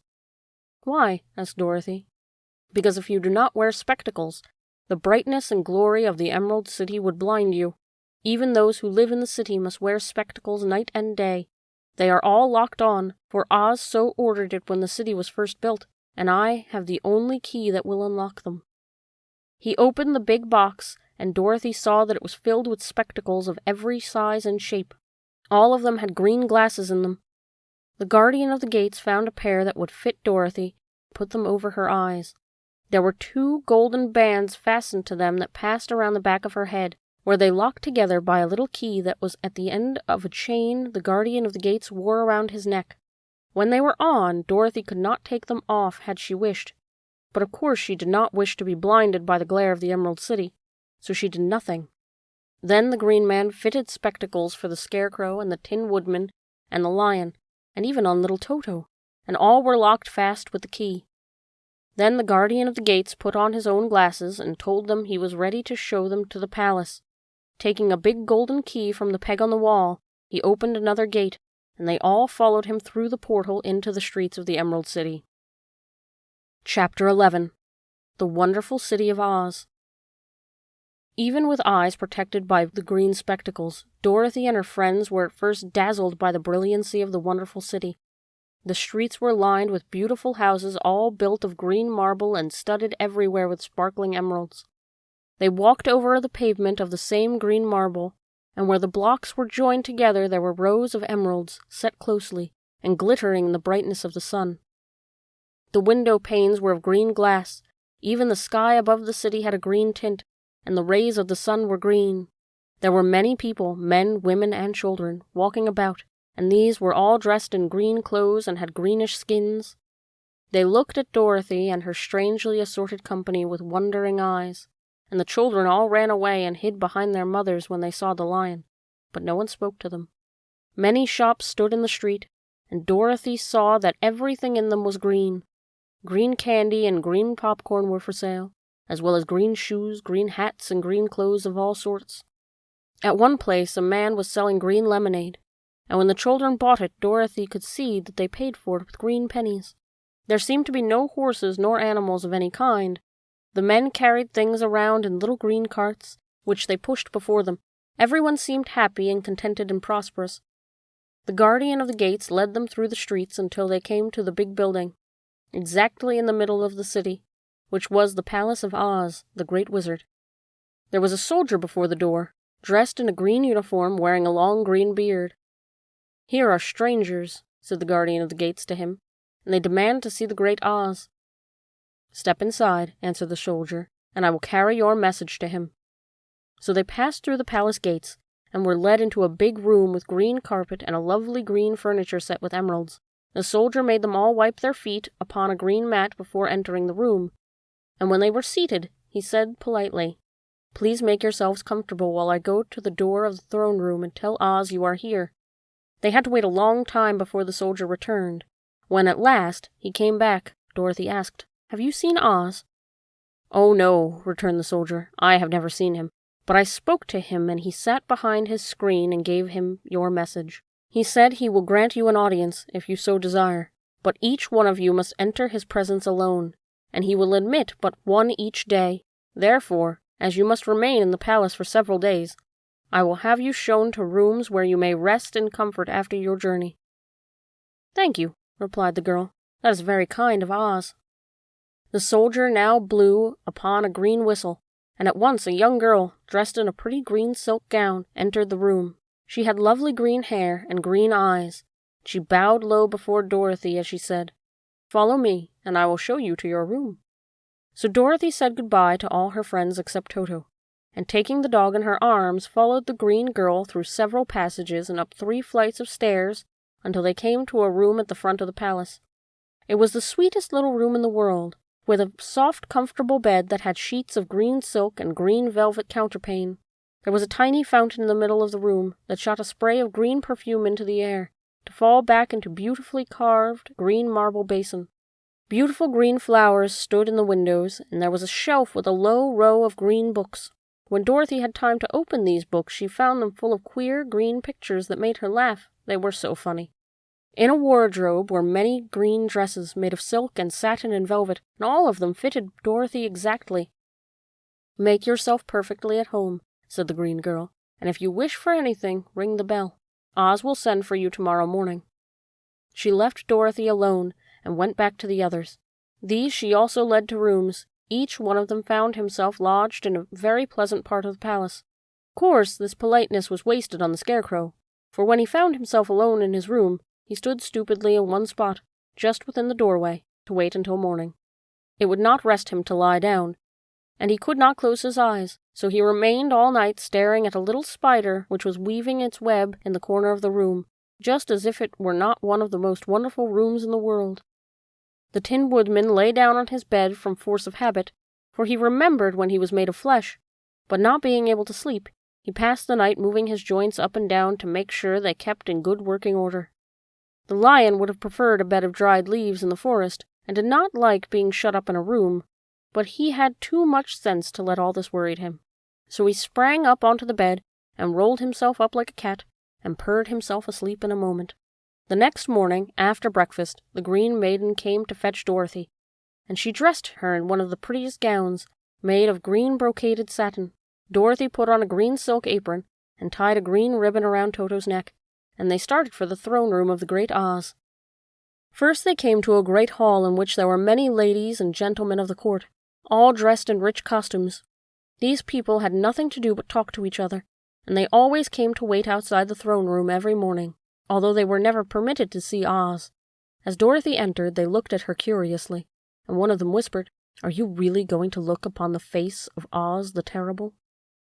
"Of course," answered the girl, "if he will see me." "Oh, he will see you," said the soldier who had taken her message to the wizard, "although he does not like to have people ask to see him. Indeed, at first he was angry and said that I should send you back where you came from. Then he asked me what you looked like, and when I mentioned your silver shoes, he had very much interest. At last I told him about the mark on your forehead, and he decided he would admit you to his presence." Just then a bell rang, and the green girl said to Dorothy, "That is the signal. You must go into the throne room alone." She opened the little door, and Dorothy walked boldly through and found herself in a wonderful place.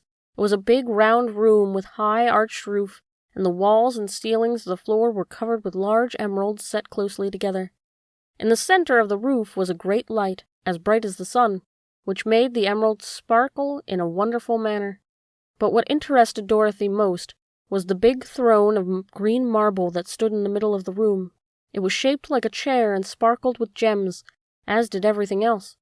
In the center of the chair was an enormous head, without a body to support it or any arms or legs whatever. There was no hair upon this head, but it had eyes and a nose and a mouth, and was much bigger than the head of the biggest giant. As Dorothy gazed upon this in wonder and fear, the eyes turned slowly and looked at her sharply and steadily. Then the mouth moved, and Dorothy heard a great voice say, "I am Oz, the Great and Terrible. Who are you, and why do you seek me?" It was not such an awful voice as she had expected it to come from the big head, so she took courage and answered, "I am Dorothy, the small and meek. I have come to you for help." The eyes looked at her thoughtfully for a moment. Then said the voice, "Where did you get the silver shoes?" "I got them from the Wicked Witch of the East, when my house fell on her and killed her," she replied. "Where did you get the mark upon your forehead?" continued the voice. "This is where the Good Witch of the North kissed me when she bade me goodbye and sent me to you," said the girl. Again the eyes looked at her sharply, and they saw she was telling the truth. Then Oz asked, "What do you wish me to do?"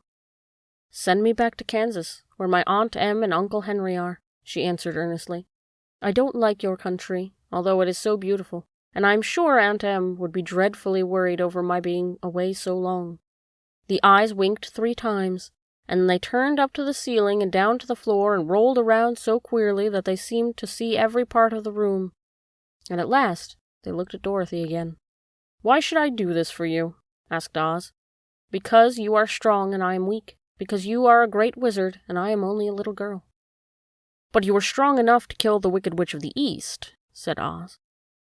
"That just happened," returned Dorothy simply. "I could not help it." "Well," said the head, "I will give you my answer. You have no right to expect me to send you back to Kansas unless you do something for me in return. In this country, everyone must pay for everything he gets. If you wish me to use my magic power to send you home again, you must do something for me first. Help me, and I will help you." "What must I do?" asked the girl. "Kill the Wicked Witch of the West," answered Oz. "But I cannot!" exclaimed Dorothy, greatly surprised. "You killed the Wicked Witch of the East, and you wear the silver shoes, which bear a powerful charm. There is now but one Wicked Witch left in all this land, and when you can tell me she is dead, I will send you back to Kansas. But not before." The little girl began to weep. She was so much disappointed, and the eyes winked again and looked at her anxiously, as if the great Oz felt that she could help him if she would. "I never killed anything willingly," she sobbed. "Even if I wanted to, how could I kill the Wicked Witch? If you, who are great and terrible, cannot kill her yourself, how do you expect me to do it?" "I do not know," said the head, "but that is my answer. And until the Wicked Witch dies, you will not see your uncle and aunt again. Remember that the witch is wicked, tremendously wicked, and you ought to be killed. Now go, and do not ask to see me again until you have done your task." Sorrowfully, Dorothy left the throne room and went back to where the Lion and the Scarecrow and the Tin Woodman were waiting to hear what Oz had said to her. "There is no hope for me," she said sadly, "for Oz will not send me home until I have killed the Wicked Witch of the West, and that I can never do." Her friends were sorry, but could do nothing to help her, so Dorothy went to her own room and lay down on the bed and cried herself to sleep. The next morning the soldier with the green whiskers came to the Scarecrow and said, "Come with me, for Oz has sent for you." So the Scarecrow followed him and was admitted into the great throne room, where he saw, sitting on the emerald throne, the most lovely lady. She was dressed in green silk gauze and wore upon her flowing green locks a crown of jewels. Growing from her shoulders were wings, gorgeous in color and so light that they fluttered if the slightest breath of air reached them. When the Scarecrow had bowed, as prettily as his straw stuffing would let him, before this beautiful creature, she looked upon him sweetly and said, "I am Oz, the great and powerful. Who are you, and why do you seek me?" Now the Scarecrow, who had expected to see the great head Dorothy had told him of, was much astonished, but he answered her bravely. "I am only a Scarecrow, stuffed with straw, therefore I have no brains, and I have come to you praying that you will put brains in my head instead of straw, so that I may become as much of a man as any other in your dominions." "Why should I do this for you?" asked the lady. "Because you are wise and powerful, and no one else can help me," answered the Scarecrow. "I never grant favors without some return," said Oz, "but this much I will promise. If you will kill for me the Wicked Witch of the West, I will bestow upon you a great many brains, and such good brains that you will be the wisest man in all the land of Oz." "I thought you asked Dorothy to kill the witch," said the Scarecrow in surprise. "So I did. I don't care who kills her. But until she is dead, I will not grant your wish. Now go, and do not seek me again until you have earned the brains you so greatly desire." The Scarecrow went sorrowfully back to his friends, and told them what Oz had said, and Dorothy was surprised to see that the Great Wizard was not a head, as she had seen him, but a lovely lady. "All the same," said the Scarecrow, "she needs a heart as much as the Tin Woodman." On the next morning, the soldier with the green whiskers came to the Tin Woodman and said, "Oz has sent for you. Follow me." So the Tin Woodman followed him and came to the great throne room. He did not know whether he would find Oz as a lovely lady or a head, but he hoped it would be the lovely lady, for, he said to himself, if it is the head, I am sure I shall not be given a heart, since a head has no heart of its own, and therefore cannot feel for me. But if it is a lovely lady, I shall beg hard for a heart, for all ladies are themselves said to be kindly-hearted. But when the Woodman entered the great throne room, he saw neither a head nor a lady, for Oz had taken the shape of a most terrible beast. It was nearly as big as an elephant, and the green throne seemed to hardly strong enough to hold its weight. The beast has a head like that of a rhinoceros, only there were 5 eyes on its face. There were 5 long arms growing out of its body, and it also had 5 long, slim legs. Thick, woolly hair covered every part of it, and more dreadful-looking monster could not have been imagined. It was fortunate the Tin Woodman had no heart at that moment, for it would have beat loud and fast from terror. But being only tin, the Woodman was not all afraid, although he was much disappointed. "I am Oz, the great and terrible," spoke the beast, in a voice that was one great roar. "Who are you, and why do you seek me?" "I am a woodman, and made of tin, therefore I have no heart, and cannot love. I pray that you give me a heart, and I may be as other men are." "Why should I do this?" demanded the beast. "Because I ask it, and you alone can grant my request," answered the Woodman. Oz gave a low growl at this, but said gruffly, "If you indeed desire a heart, you must earn it." "How?" asked the Woodman. "Help Dorothy to kill the Wicked Witch of the West," replied the beast. "When the witch is dead, come to me, and I will give you the biggest and kindest and most loving heart in all the land of Oz." So the Tin Woodman was forced to return sorrowfully to his friends, and tell them all what the horrible beast he had seen. They all wondered greatly at the many forms that the great wizard could take upon himself. And the Lion said, "If he is a beast when I go see him, I shall roar my loudest, and so frighten him that he will grant all I ask. And if he is a lovely lady, I shall pretend to spring upon her, and so compel her to do my bidding. And if he is a great head, he will be at my mercy, for I will roll his head around the room until he promises to give us what we desire. So be of good cheer, my friends, for all will yet be well." The next morning, the soldier with the green whiskers led the Lion to the great throne room, and bade him enter the presence of Oz. The Lion at once passed through the door, and glancing around saw, to his surprise, that before the throne was a ball of fire, so fierce and glowing he could scarcely bear to gaze upon it. His first thought was that Oz had by accident caught on fire and was burning up, but when he tried to go nearer, the heat was so intense that it singed his whiskers, and he crept back tremblingly to a spot nearer the door. Then a low, quiet voice came from the ball of fire, and these were the words it spoke. "I am Oz, the great and terrible. Who are you, and why do you seek me?" And the Lion answered, "I am a cowardly lion, afraid of everything. I came to beg you that you give me courage, so that in reality I may become the king of beasts, as men call me." "Why should I give you the courage?" demanded Oz. "Because of all wizards you are the greatest, and alone have the power to grant my request," answered the Lion. The ball of fire burned fiercely for a time, and the voice said, "Bring me proof that the Wicked Witch is dead, and that moment I will give you courage, but as long as the witch lives, you must remain a coward."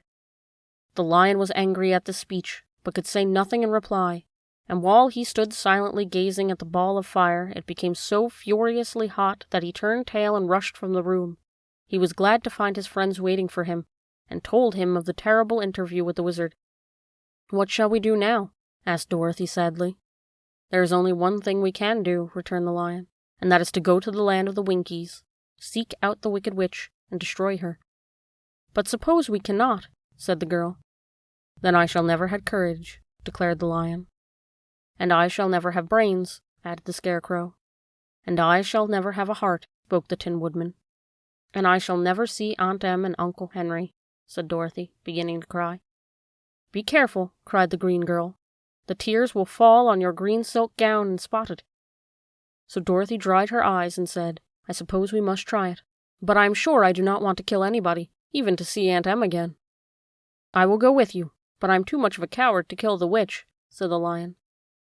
"I will go too," declared the Scarecrow, but I shall not be much of a help to you. I am such a fool." "I haven't the heart to harm even a witch," remarked the Tin Woodman, "but if you go, I certainly shall go with you." Therefore it was decided to start upon their journey the next morning, and the woodman sharpened his axe on the green grindstone that had all his joints properly oiled. The Scarecrow stuffed himself with fresh straw, and Dorothy put a new paint on his eyes that he might see better. The Green Girl, who was very kind to them, filled Dorothy's basket with good things to eat, and fastened a little bell around Toto's neck with a green ribbon. They went to bed quite early and slept soundly until daylight, when they were awakened by the crowing of a green cock that had lived in the backyard of the palace, and the cackling of a hen that had laid a green egg. Chapter 12. The Search for the Wicked Witch. The soldier with the green whiskers led them through the streets of the Emerald City until they reached the room where the guardian of the gates lived.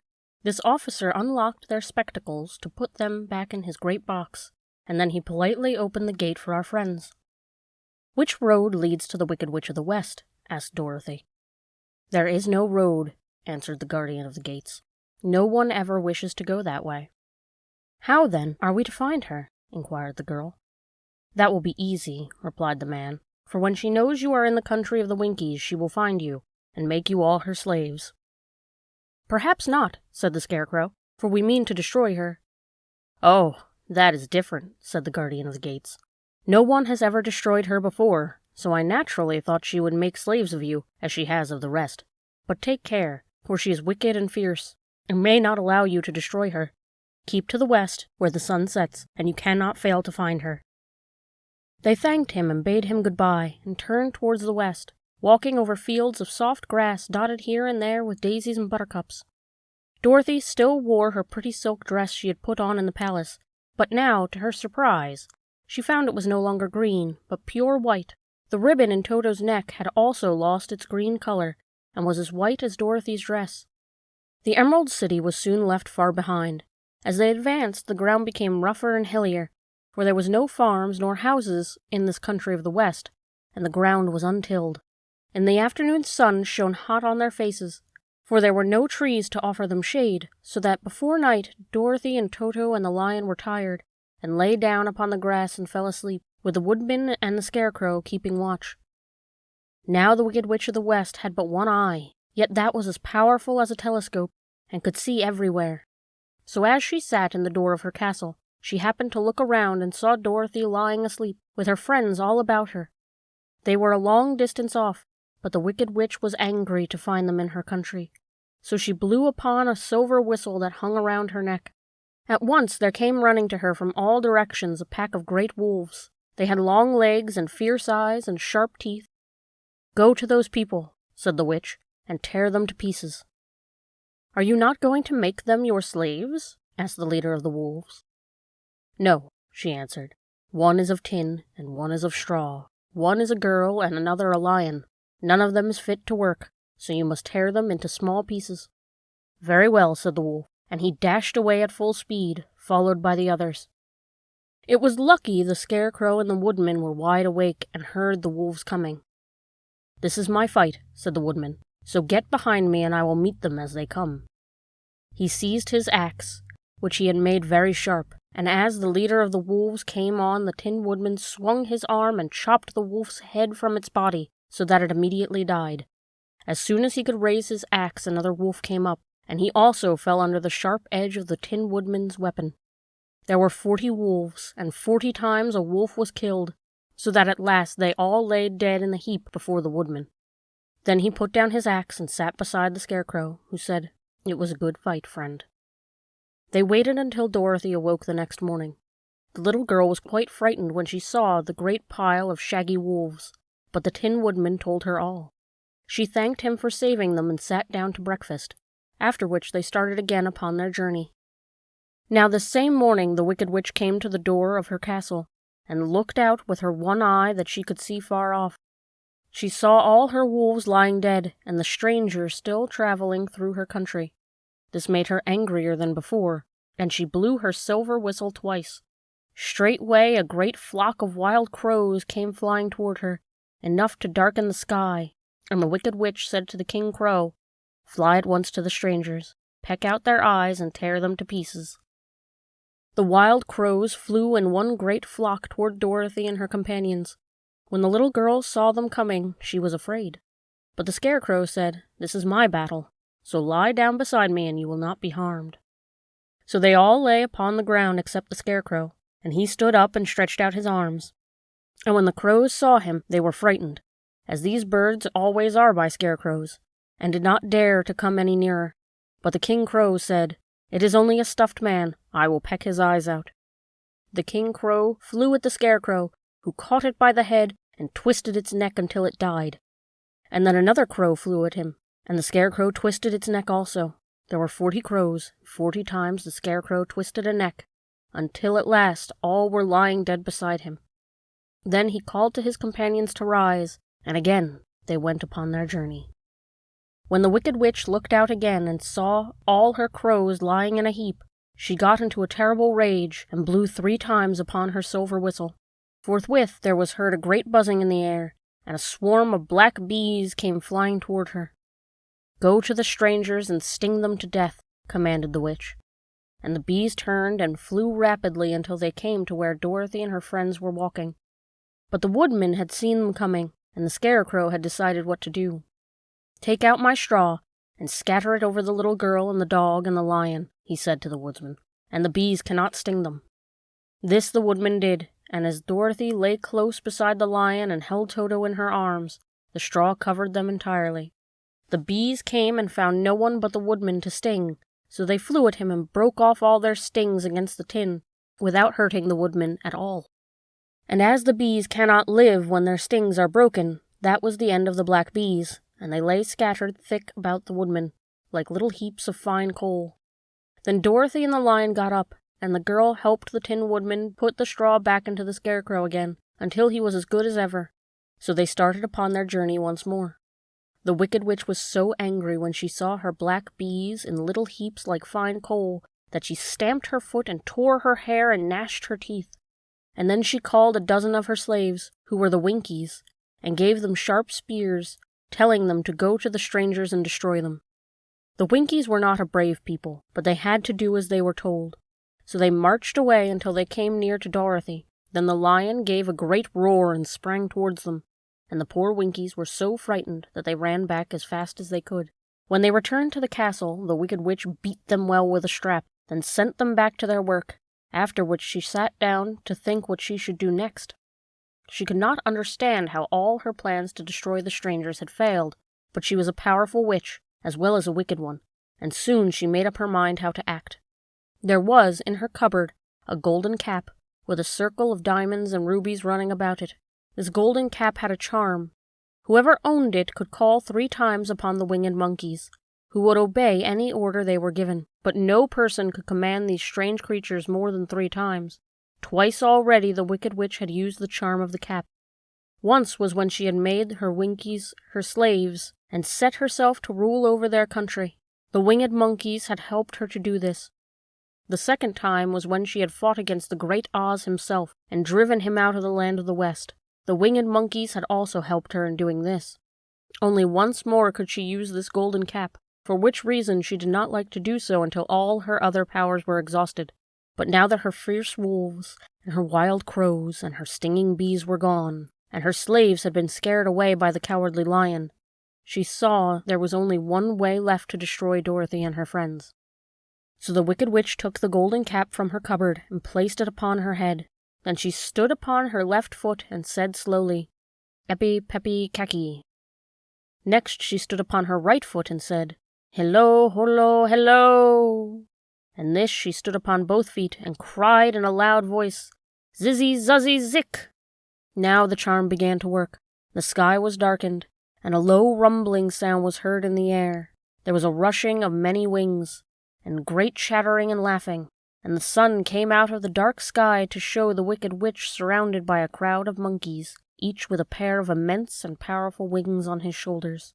One, much bigger than the others, seemed to be their leader. He flew close to the witch and said, "You have called us for the 3rd and last time. What do you command?" "Go to the strangers who are within my land and destroy them all except for the lion," said the Wicked Witch. "Bring that beast to me, for I have a mind to harness him like a horse and make him work." "Your commands shall be obeyed," said the leader. Then, with a great deal of chattering and noise, the winged monkeys flew away to the place where Dorothy and her friends were walking.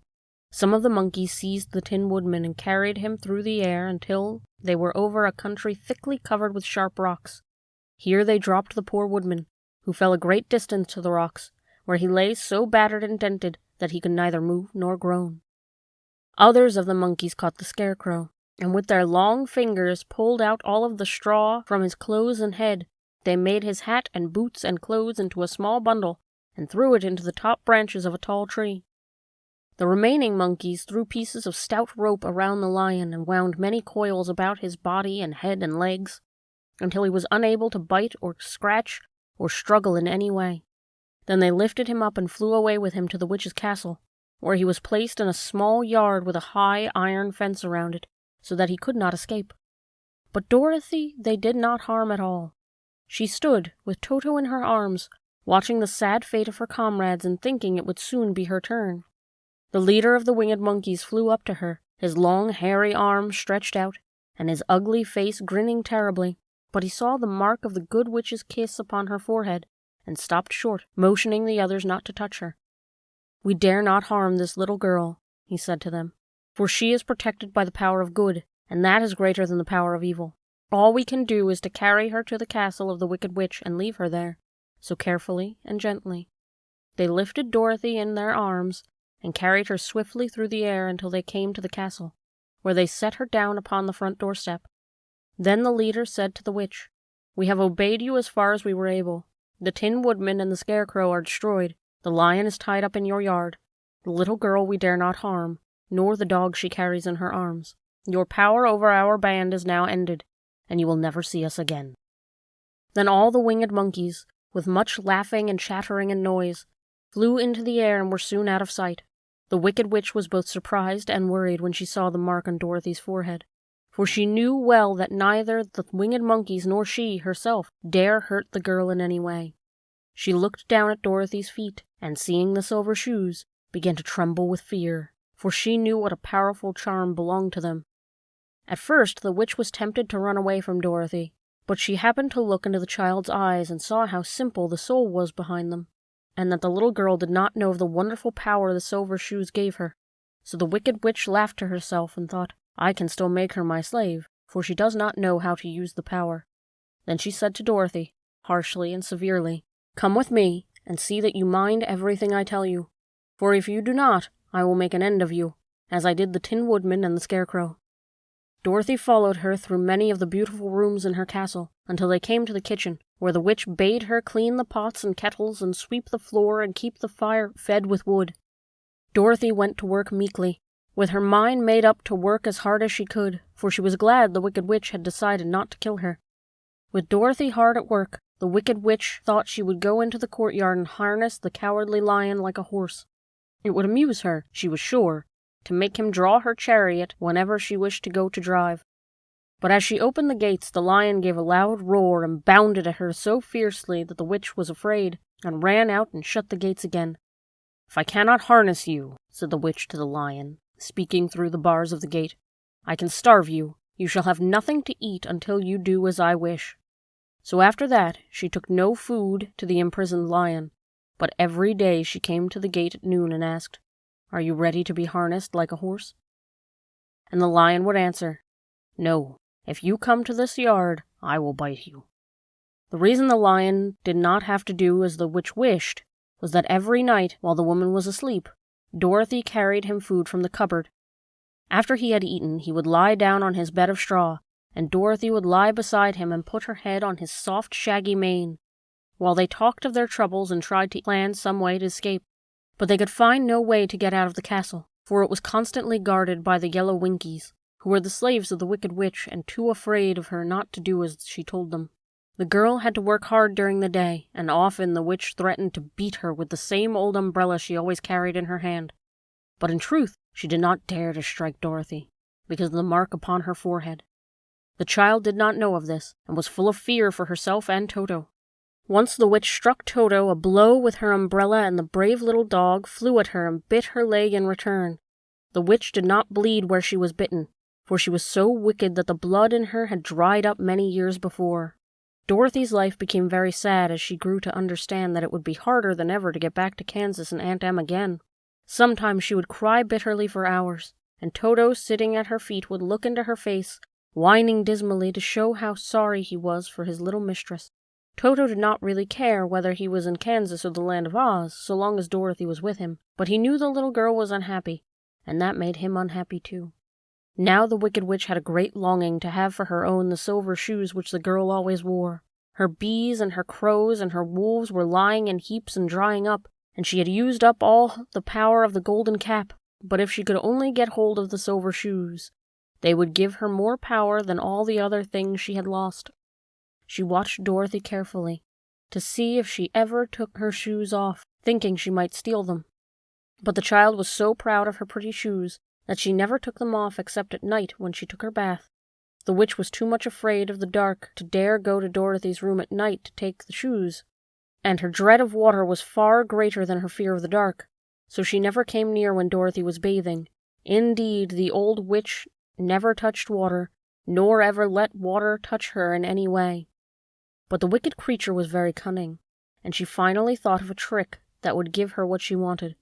She placed a bar of iron in the middle of the kitchen floor, and then, by her dark arts, made the iron invisible to human eyes, so that when Dorothy walked across the floor and stumbled over the bar, not being able to see it, and fell at full length, she was not much hurt, but in her fall one of the silver shoes came off.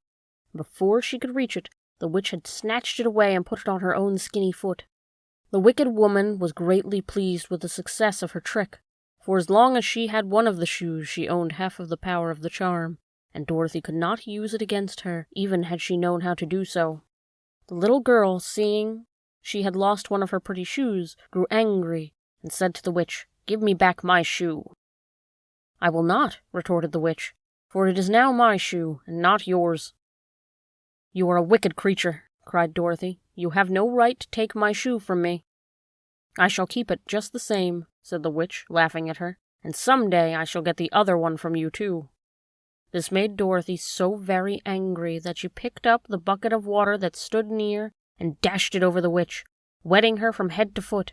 Instantly the wicked woman gave a loud cry of fear, and then, as Dorothy looked at her in wonder, the witch began to shrink and fall away. "See what you have done," she screamed. "In a minute I shall melt away." "I'm very sorry indeed," said Dorothy, who was truly frightened to see the witch actually melting away like brown sugar before her very eyes. "Didn't you know water would be the end of me?" asked the witch in a wailing, despairing voice. "Of course not," answered Dorothy. "How should I?" "Well, in a few minutes I shall be all melted, and you will have the castle to yourself. I have been wicked in my day, but I never thought a little girl like you would be able to melt me and end my wicked deeds. Look out, here I go!" With these words, the witch fell down in a brown, melted, shapeless mass and began to spread over the clean boards of the kitchen floor. Seeing that she had really melted away to nothing, Dorothy drew another bucket of water and threw it over the mess. She then swept it all out the door. After picking out her silver shoe, which was all that was left of the old woman, she cleaned and dried it with a cloth and put it on her foot again. Then, being at last free to do as she chose, she ran out to the courtyard to tell the lion that the Wicked Witch of the West had come to an end, and that they were no longer prisoners in a strange land. Chapter 13. The Rescue. The Cowardly Lion was much pleased to hear that the Wicked Witch had been melted by a bucket of water, and Dorothy at once unlocked the gate of his prison and set him free. They went in together to the castle, where Dorothy's first act was to call all the Winkies together and tell them that they were no longer slaves. There was great rejoicing among the yellow Winkies, for they had been made to work hard during many years for the Wicked Witch, who had always treated them with great cruelty. They kept this day as a holiday, then and ever after, and spent the time in feasting and dancing. "If our friends, the Scarecrow and the Tin Woodman, were only with us," said the Lion, "I should be quite happy." "Don't you suppose we could rescue them?" asked the girl anxiously. "We can try," answered the Lion. So they called the yellow Winkies and asked them if they would help to rescue their friends, and the Winkies said they would be delighted to do all in their power for Dorothy, who had set them free from bondage. So she chose a number of the Winkies, who looked as if they knew the most, and they all started away. They traveled that day and part of the next day until they came to the rocky plain where the Tin Woodman lay, all battered and bent. His axe was near him, but the blade was rusted and the handle broken off short. The Winkies lifted him tenderly in their arms and carried him back to the yellow castle again, Dorothy shedding a few tears by the way at the sad plight of her old friend, and the lion looking sober and sorry. When they reached the castle, Dorothy said to the Winkies, "Are any of your people tinsmiths?" "Oh, yes, some of us are very good tinsmiths," they told her. "Then bring them to me," she said, and when the tinsmiths came, bringing with them all their tools and baskets, she inquired, "Can you straighten out those dents in the Tin Woodman, and bend him back into shape again, and solder him together where he is broken?" The tinsmiths looked the woodman over carefully, and then answered that they thought they could mend him so he would be as good as ever. So they set to work in one of the big yellow rooms of the castle, and worked for 3 days and 4 nights, hammering and twisting and bending and soldering and polishing and pounding at the legs and body and head of the Tin Woodman, until at last he was straightened out into his old form, and his joints worked as well as ever.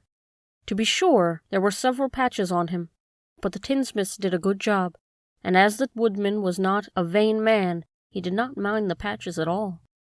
When at last he walked into Dorothy's room and thanked her for rescuing him, he was so pleased that he wept tears of joy, and Dorothy had to wipe every tear carefully from his face with her apron, so his joints would not be rusted. At the same time, her own tears fell thick and fast at the joy of meeting her old friend again, and these tears did not need to be wiped away. As for the lion, he wiped his eyes so often with the tip of his tail that it became quite wet, and he was obliged to go out into the courtyard and hold it in the sun till it dried. "If only we had the Scarecrow with us again," said the Tin Woodman, when Dorothy had finished telling him everything that had happened, "I should be quite happy." "We must try to find him," said the girl. So she called the Winkies to help her, and they walked all day and part of the next until they came to the tall tree in the branches of which the winged monkeys had tossed the Scarecrow's clothes. It was a very tall tree, and the trunk was so smooth that no one could climb it. But the Scarecrow said at once, "I'll chop it down, and then we can get the Scarecrow's clothes."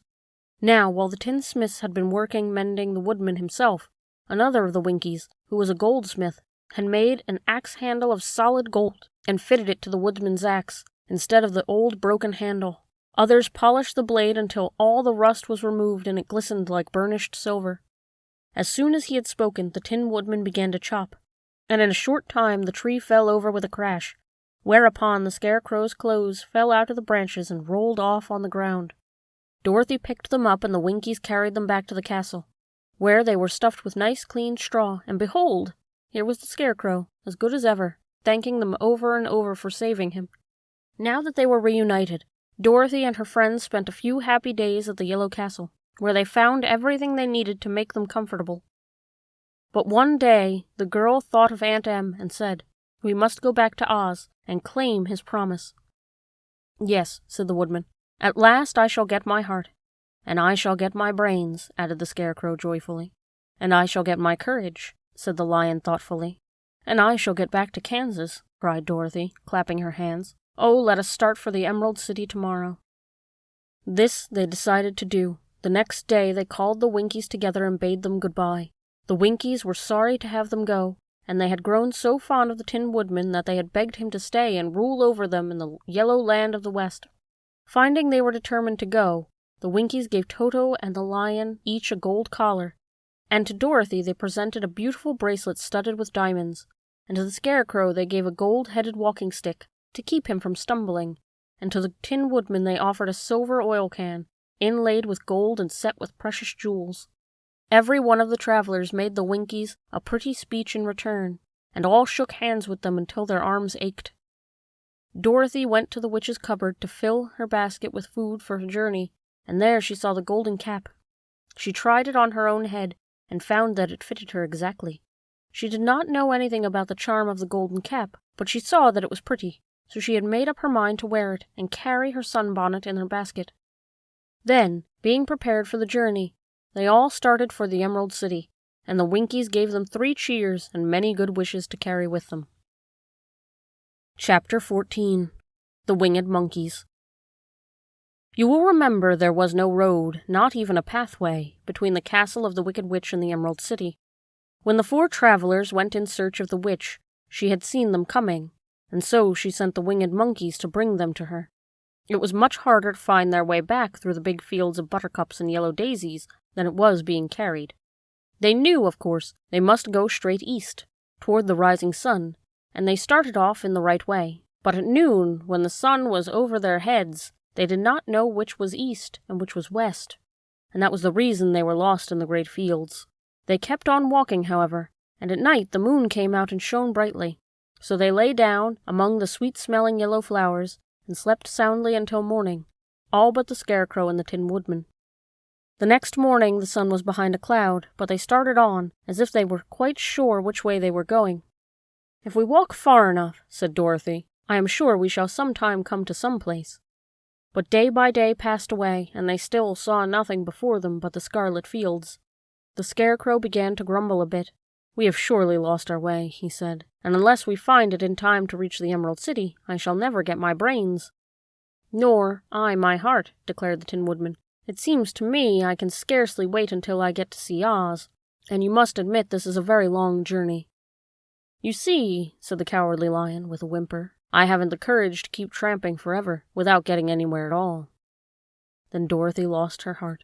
She sat down on the grass and looked at her companions, and they sat down and looked at her, and Toto found that for the first time in his life he was too tired to chase a butterfly that flew past his head. So he put out his tongue and panted and looked at Dorothy as if to ask what they should do next. "Suppose we call the field mice," she suggested. "They could probably tell us the way to the Emerald City." "To be sure they could," cried the Scarecrow. "Why didn't we think of that before?" Dorothy blew the little whistle she had always carried about her neck since the Queen of the Mice had given it to her. In a few moments they heard the pattering of tiny feet, and many of the gray mice came running up to her. Among them was the Queen herself, who asked, in her squeaky little voice, "What can I do for my friends?" "We have lost our way," said Dorothy. "Can you tell us where the Emerald City is?" "Certainly," asked the Queen, "but it is a great way off, for you have had it at your backs all this time." Then she noticed Dorothy's golden cap and said, "Why don't you use the charm of the cap, and call the winged monkeys to you? They will carry you to the City of Oz in less than an hour." "I didn't know there was a charm," answered Dorothy in surprise. "What is it?" "It is written inside the cap," replied the Queen of the Mice. "But if you are going to call the winged monkeys, we must run away, for they are full of mischief and think it great fun to plague us." "Won't they hurt me?" asked the girl anxiously. "Oh no, they must obey the wearer of the cap. Goodbye," and she scampered out of sight, with all the mice hurrying after her. Dorothy looked inside the golden cap and saw some words written upon the lining. These, she thought, must be the charm, so she read the directions carefully and put the cap on her head. "Epi pepi keki," she said, standing on her left foot. "What did you say?" asked the Scarecrow, who did not know what she was doing.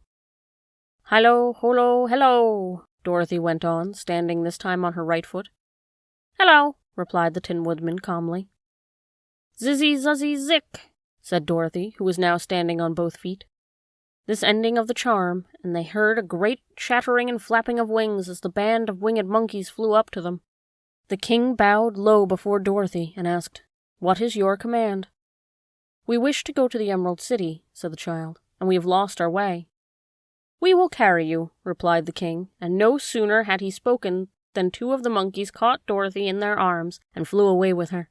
Others took the Scarecrow and the Woodman and the Lion, and one little monkey seized Toto and flew after them, although the dog tried hard to bite him. The Scarecrow and the Tin Woodman were rather frightened at first, for they remembered how badly the winged monkeys had treated them before, but they saw that no harm was intended, so that they rode through the air quite cheerfully, and had a fine time looking at the pretty gardens and woods far below them. Dorothy found herself riding easily between 2 of the biggest monkeys, one of them the king himself. They had made a chair of their hands and were careful not to hurt her. "Why do you have to obey the charm of the golden cap?" she asked. "That is a long story," answered the king with a wicked laugh. "But we have a long journey before us. I will pass the time by telling you about it if you wish." "I shall be glad to hear it," she replied. "Once," began the leader, "we were a free people, living happily in the great forest, flying from tree to tree, eating nuts and fruit, and doing just as we pleased without calling anybody master. Perhaps some of us were rather too full of mischief at times, flying down to pull the tails of animals that had no wings, chasing birds and throwing nuts at the people who walked in the forest. But we were careless and happy and full of fun, and enjoyed every minute of the day. This was many years ago, long before Oz came out of the clouds to rule over this land. There lived here then, away at the north, a beautiful princess who was also a powerful sorceress. All her magic was used to help the people, and she was never known to hurt anyone who was good. Her name was Gaylette, and she lived in a handsome palace built of great blocks of ruby. Everyone loved her, but her greatest sorrow was that she could find no one to love in return, since all the men were much too stupid and ugly to mate with one so beautiful and wise. At last, however, she found a boy who was handsome and manly and wise beyond his years. Gaylette made up her mind, when he grew to be a man, she would make him her husband. So she took him to her ruby palace and used all her magic powers to make him as strong and good and lovely as any woman could wish. When he grew to manhood, Kelala, as he was called, was said to be the best and wisest man in all the land, while his manly beauty was so great that Gaylette loved him dearly, and hastened to make everything ready for the wedding. My grandfather was at the time the king of the winged monkeys, which lived in the forest near Gaylette's palace, and the old fellow loved a joke better than any good dinner. One day, just before the wedding, my grandfather was flying with his band when he saw Kelala walking beside the river. He was dressed in a great rich costume of pink silk and purple velvet, and my father thought he would see what he could do. At his word, the band flew down and seized Kelala, carried him in their arms until they were over the middle of the river, and dropped him into the water. "Swim out, my fine fellow," cried my grandfather, "and see if the water spotted your clothes." Kelala was much too wise not to swim, and he was not in the least spoiled by all his good fortune. He laughed when he came to the top of the water, and swam in to shore, but when Gaylette came running out to him, she found his silks and velvet all ruined by the river. The princess was angry, and she knew, of course, who did it. She had all the winged monkeys brought before her, and she said, at first, that their wings should be tied and that they should be treated as they had treated Kelala and dropped in the river. But my grandfather pleaded hard, for he knew monkeys would drown in the river with their wings tied, and Kelala said a kind word for them also, so that Gaylette finally spared him, on the condition that the winged monkeys would ever after do 3 times the bidding of the owner of the golden cap. This cap had been made for a wedding present to Kelala, and it was said to have cost the princess half her kingdom. Of course, my grandfather and all the other monkeys at once agreed to the condition, and that is how it happened that we are 3 times the slaves of the owner of the golden cap, whosoever he may be. "And what became of them?" asked Dorothy, who had been greatly interested in the story. "Kelala being the first owner of the golden cap," replied the monkey, "he was the first to lay his wishes upon us. As his bride could not bear the sight of us, he called us all to him in the forest after he had married her, and ordered us always to keep where she could never again set eyes on a winged monkey, which we were glad to do, for we were all afraid of her. This was all we ever had to do until the golden cap fell into the hands of the Wicked Witch of the West, who made us enslave the Winkies, and afterwards drive Oz himself out of the land of the West. Now the golden cap is yours, and 3 times you have the right to lay your wishes upon us." As the Monkey King finished his story, Dorothy looked down and saw the green shining walls of the Emerald City before them. She wondered at the rapid flight of the monkeys, but was glad that her journey was over. The strange creatures set the travelers down carefully before the gates of the city. The king bowed low to Dorothy, and then flew swiftly away, followed by all his band. "That was a good ride," said the little girl. "Yes, and a quick way out of our troubles," replied the lion. "How lucky it was you brought away that wonderful cap." Chapter 15. The Discovery of Oz, the Terrible. The 4 travelers walked up to the great gate of Emerald City and rang the bell. After ringing several times, it was opened by the same guardian of the gates they had met before. "What? Are you back again?" he asked in surprise. "Do you not see us?" answered the Scarecrow. "But I thought you had gone to visit the Wicked Witch of the West." "We did visit her," said the Scarecrow.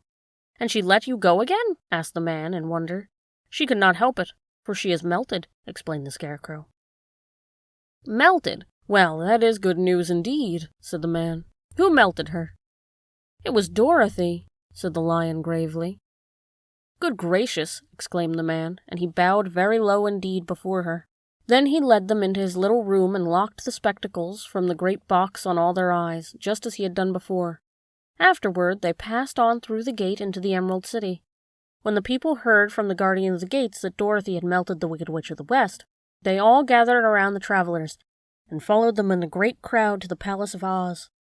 The soldier with the green whiskers was still on guard before the door, but he let them in at once, and they were again met by the beautiful green girl, who showed each of them to their rooms at once, so they might rest until the great Oz was ready to receive them. The soldier had the news carried straight to Oz that Dorothy and the other travelers had come back again after destroying the Wicked Witch, but Oz made no reply. They thought the great wizard would send for them at once, but he did not. They had no word from him the next day, nor the next, nor the next. The waiting was tiresome and wearing, and at last they grew vexed that Oz should treat them in so poor a fashion, after sending them to undergo hardships and slavery. So the Scarecrow at last asked the green girl to take another message to Oz, saying if he did not let them in to see him at once, they would call the winged monkeys to help them, and find out whether he kept his promises or not. When the wizard was given this message, he was so frightened that he sent word for them to come to the throne room at 4 minutes after 9 o'clock in the morning. He had once met the winged monkeys in the land of the West, and he did not wish to meet them again. The 4 travelers passed a sleepless night, each thinking of the gift Oz had promised to bestow on him. Dorothy fell asleep at once, and then she dreamed she was in Kansas, where Aunt Em was telling her how glad she was to have her little girl at home again. Promptly at 9 o'clock the next morning, the green-whiskered soldier came to them, and 4 minutes later they all went into the throne room of the great Oz. Of course each one of them was expecting to see the wizard in the shape he had taken before, and all were greatly surprised when they looked about and saw no one at all in the room.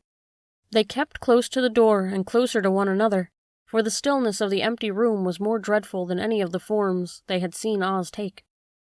Presently they heard a solemn voice that seemed to come from somewhere atop the great dome, and it said, "I am Oz, the great and terrible. Why do you seek me?" They looked again in every part of the room, and then, seeing no one, Dorothy asked, "Where are you?" "I am everywhere," answered the voice, "but to the eyes of common mortals I am invisible. I will now seat myself upon my throne, that you may converse with me." Indeed, the voice seemed to come straight from the throne itself, so they walked towards it, and stood in a row while Dorothy said, "We have come to claim our promise, O Oz." "What promise?" asked Oz. "You promised to send me back to Kansas when the Wicked Witch was destroyed," said the girl. "And you promised to give me brains," said the Scarecrow. "And you promised to give me a heart," said the Tin Woodman. "And you promised to give me courage," said the Cowardly Lion. "Is the Wicked Witch really destroyed?" asked the voice, and Dorothy thought it trembled a little. "Yes," she answered. "I melted her with a bucket of water." "Dear me," said the voice. "How sudden. Well, come to me tomorrow, for I must have time to think it over." "You've had plenty of time already," said the Tin Woodman angrily. "We shan't wait a day longer," said the Scarecrow. "You must keep your promise to us," exclaimed Dorothy. The lion thought it might be as well to frighten the wizard, so he gave a large, loud roar, which was so fierce and dreadful that Toto jumped away from him in alarm and tipped over a screen that stood in the corner. As it fell with a crash, they looked that way, and the next moment all of them were filled with wonder, for they saw, standing in just a spot where the screen had hidden, a little old man with a bald head and a wrinkling face, who seemed to be as much surprised as they were. The Tin Woodman, raising his axe, rushed towards the little man and cried out, "Who are you?" "I am Oz, the great and terrible," said the little man in a trembling voice. "But don't strike me, please don't, and I'll do anything you want me to."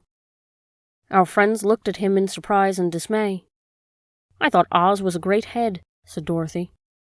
"And I thought Oz was a lovely lady," said the Scarecrow. "And I thought Oz was a terrible beast," said the Tin Woodman. "And I thought Oz was a ball of fire," exclaimed the Lion. "No, you are all wrong," said the little man meekly. I have been making believe." "Making believe?" cried Dorothy. "Are you not a great wizard?" "Hush, my dear," he said. "Don't speak so loud, or you will be overheard, and I should be ruined. I'm supposed to be a great wizard." "And aren't you?" she asked. "Not a bit of it, my dear. I'm just a common man." "You're more than that," said the Scarecrow in a grieved tone. "You're a humbug." "Exactly so," declared the little man, rubbing his hands together as if it pleased him. "I am a humbug." "But this is terrible," said the Tin Woodman. "How shall I ever get my heart?" "Or my courage?" asked the Lion. "Or my brains?" wailed the Scarecrow, wiping away tears from his eyes with his coat sleeve. "My dear friends," said Oz, "I pray you not to speak of these little things. Think of me, and of the terrible trouble I'm in at being found out." "Doesn't anyone else know you're a humbug?" asked Dorothy. "No one knows it but you four and myself," replied Oz. "I have fooled everyone so long that I thought I should never be found out. It was a great mistake my ever letting you into the throne room. Usually I will not see even my subjects, and so they believe I am something terrible." "But I don't understand," said Dorothy in bewilderment. "How was it that you appeared to me as a great head?" "That was one of my tricks," answered Oz. "Step this way, please, and I will tell you about it." He led the way to a small chamber in the rear of the throne room, and they all followed him. He pointed to one corner in which lay the great head made out of many thicknesses of paper, and with a carefully painted face. "This I hung from the ceiling by a wire," said Oz. "I stood behind the screen and pulled the thread, and made the eyes move and the mouth open." "But how about the voice?" she inquired. "Oh, I am a ventriloquist," said the little man. "I can throw the sound of my voice wherever I wish, so that you thought it was coming out of the head. Here are other things I used to deceive you."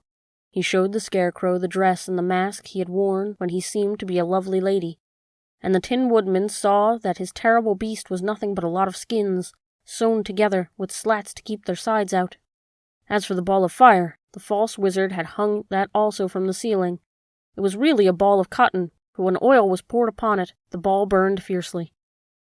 "Really," said the Scarecrow, "you ought to be ashamed of yourself for being such a humbug."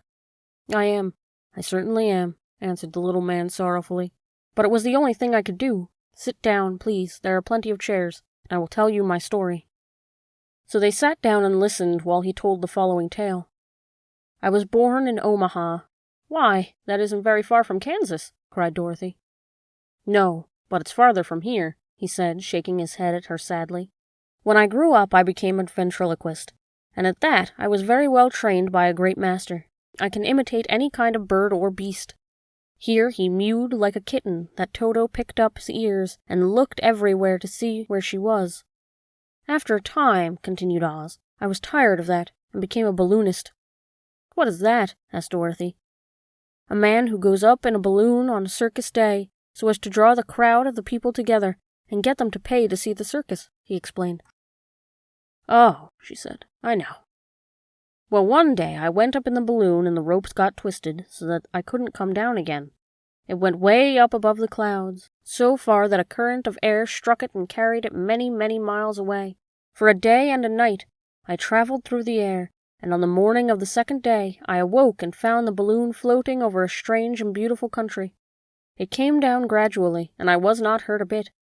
But I found myself in the midst of a strange people, who, seeing me come from the clouds, thought I was a great wizard. Of course, I let them think so, because they were afraid of me, and promised to do anything I wished them to. Just to amuse myself and keep the good people busy, I ordered them to build this city and my palace, and they did it all willingly and well. Then I thought, as the country was so green and beautiful, I would call it the Emerald City, and to make the name fit better, I put green spectacles on all the people, so that everything they saw was green."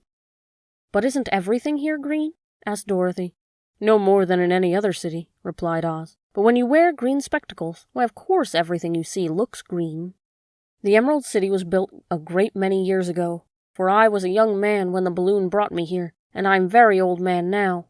But my people have worn green glasses on their eyes so long that most of them think it really is an Emerald City, and it certainly is a beautiful place, abounding in jewels and precious metals, and every good thing that is needed to make one happy. I have been good to the people, and they like me, but ever since this palace was built, I have shut myself up and would not see any of them." One of my greatest fears was the witches, for while I had no magical powers at all, I soon found out that the witches really were able to do wonderful things. There were 4 of them in this country, and they ruled the people who lived in the north, south, east, and west. Fortunately, the witches of the north and the south were good, and I knew they would do me no harm, but the witches of the east and the west were terribly wicked, and had they not thought I was more powerful than themselves, they would surely have destroyed me. As it was, I lived in deadly fear of them for many years, so you can imagine how pleased I was when I heard your house had fallen on the wicked witch of the east. When you came to me, I was willing to promise anything if you would only do away with the other witch, but now that you have melted her, I am ashamed to say that I cannot keep my promises." "I think you are a very bad man," said Dorothy. "Oh no, my dear, I must admit, I really am a good man, but I'm a very bad wizard, I must admit." "Can't you give me brains?" said the Scarecrow. "You don't need them. You are learning something every day. A baby has brains, but it doesn't know much. Experience is the only thing that brings knowledge, and the longer you are on Earth, the more experience you are sure to get." "That may be all true," said the Scarecrow, "but I shall be very unhappy unless you give me brains." The false wizard looked at him carefully. "Well," he said with a sigh, "I'm not much of a magician, as I said, but if you will come to me tomorrow morning, I will stuff your head with brains. I cannot tell you how to use them, however. You must find that out for yourself." "Oh, thank you, cried the Scarecrow. "I'll find a way to use them, never fear." "But how about my courage?" asked the Lion anxiously. "You have plenty of courage, I am sure," answered Oz. "All you need is confidence in yourself. There is no living thing that is not afraid when it faces danger. The true courage is in facing danger when you are afraid, and that kind of courage you have in plenty." "Perhaps I have, but I'm scared just the same," said the Lion. "I shall really be very unhappy unless you give me the sort of courage that makes one forget he is afraid." "Very well, I will give you that sort of courage tomorrow," replied Oz. "How about my heart?" asked the Tin Woodman. "Why, as for that," answered Oz, "I think you are wrong to want a heart. It makes most people unhappy. If you only knew it, you are in luck to not have a heart." "That must be a matter of opinion," said the Tin Woodman. "For my part, I will bear all the unhappiness without a murmur, if you will give me a heart." "Very well," answered Oz meekly. "Come to me tomorrow, and you shall have a heart. I have played wizard for so many years that I may as well continue the part a little longer." "And now," said Dorothy, "how am I to get back to Kansas?" "We shall have to think about that," replied the little man. "Give me 2 or 3 days to consider the matter, and I'll try to find a way to carry you over the desert. In the meantime, you shall all be treated as my guests, and while you live in the palace, my people will wait upon you and obey your slightest wish. There is only one thing I ask in return for my help, such as it is. You must keep my secret and tell no one I am a humbug." They agreed to say nothing of what they had learned, and went back to their rooms in high spirits. Even Dorothy had hoped that the great and terrible humbug, as she called him, would find a way to send her back to Kansas, and if he did, she was willing to forgive him everything. Chapter 16. The Magic Art of the Great Humbug. The next morning the Scarecrow said to his friends, "Congratulate me. I am going to Oz to get my brains at last. When I return I shall be as other men are." "I have always liked you the way you were," said Dorothy simply. "It is kind of you to like a Scarecrow," he replied, "but surely you will think more of me when you hear the splendid thoughts my new brain is going to turn out." Then he said goodbye to them all in a cheerful voice and went to the throne room, where he rapped upon the door. "Come in," said Oz. The Scarecrow went in and found a little man sitting by the window, engaged in deep thoughts. "I have come for my brains," remarked the Scarecrow, a little uneasily. "Oh, yes. Sit down in that chair, please," replied Oz. "You must excuse me for taking your head off, but I shall have to do it in order to put your brains in the proper place." "That's all right," said the Scarecrow. "You are quite welcome to take my head off, as long as it shall be a better one when you put it back on again." So the wizard unfastened his head and emptied out the straw. Then he entered the back room and took up a measure of bran, which he mixed together with a great many pins and needles. Having shaken them thoroughly together, he filled the top of the Scarecrow's head with the mixture and stuffed the rest of the space with straw to hold it in place. When he had fastened the Scarecrow's head on his body again, he said to him, Hereafter you will be a great man, for I have given you a lot of brand new brains." The Scarecrow was both pleased and proud at the fulfillment of his greatest wish, and having thanked Oz warmly, he went back to his friends. Dorothy looked at him curiously. His head was quite bulged out at the top with brains. "How do you feel?" she asked. "I feel wise indeed," he answered earnestly. "When I get used to my brains, I shall know everything." "Why are those needles and pins sticking out of your head?" asked the Tin Woodman. "That is proof that he is sharp," remarked the Lion. "Well, I must go to Oz and get my heart," said the Woodman. So he walked in the throne room and knocked at the door. "Come in," called Oz. The Woodman entered and said, "I have come for my heart." "Very well," answered the little man, "but I shall have to cut a hole in your breast, so I can put the heart in the right place. I hope it won't hurt you." "Oh no," answered the Woodsman. "I will not feel it at all." So Oz brought a pair of tinsmith's shears and cut a small, square hole in the left side of the Tin Woodman's breast. Then, going to a chest of drawers, he took out a pretty heart made entirely of silk and stuffed with sawdust. "Isn't it a beauty?" he asked. "It is indeed," replied the Woodman, who was greatly pleased. "But is it a kind heart?" "Oh, very," answered Oz, and he put the heart in the Woodman's breast and replaced the square of tin, soldering it neatly together where it had been cut. "There, now you have a heart that any man might be proud of. I'm sorry I had to put a patch on your breast, but it really couldn't be helped." "Never mind the patch," exclaimed the happy Woodman. "I am very grateful to you, and shall never forget your kindness." "Don't speak of it," replied Oz. Then the Tin Woodman went back to his friends, who wished him every joy on account of his good fortune. The Lion now walked to the throne room and knocked at the door. "Come in," said Oz. "I have come for my courage," announced the Lion, entering the room. "Very well," answered the little man. "I will get it for you." He went to the cupboard and reached up on a high shelf and took down a green square bottle, the contents of which he poured into a green gold dish, beautifully carved.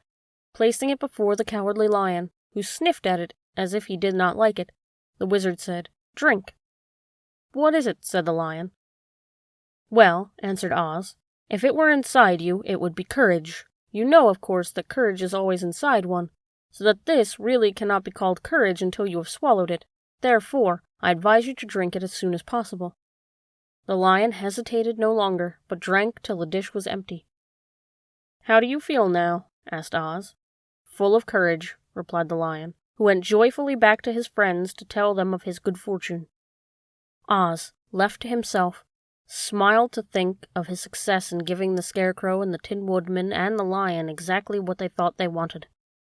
"How can I help being a humbug," he said, "when all these people make me do things that everybody knows can't be done?" It was easy to make the Scarecrow and the Lion and the Woodman happy, because they imagined I could do anything. But it will take more than imagination to carry Dorothy back to Kansas, and I'm sure I don't know how it can be done. Chapter 17. How the Balloon Was Launched. For 3 days Dorothy heard nothing from Oz. These were sad days for the little girl, although her friends were all quite happy and contented.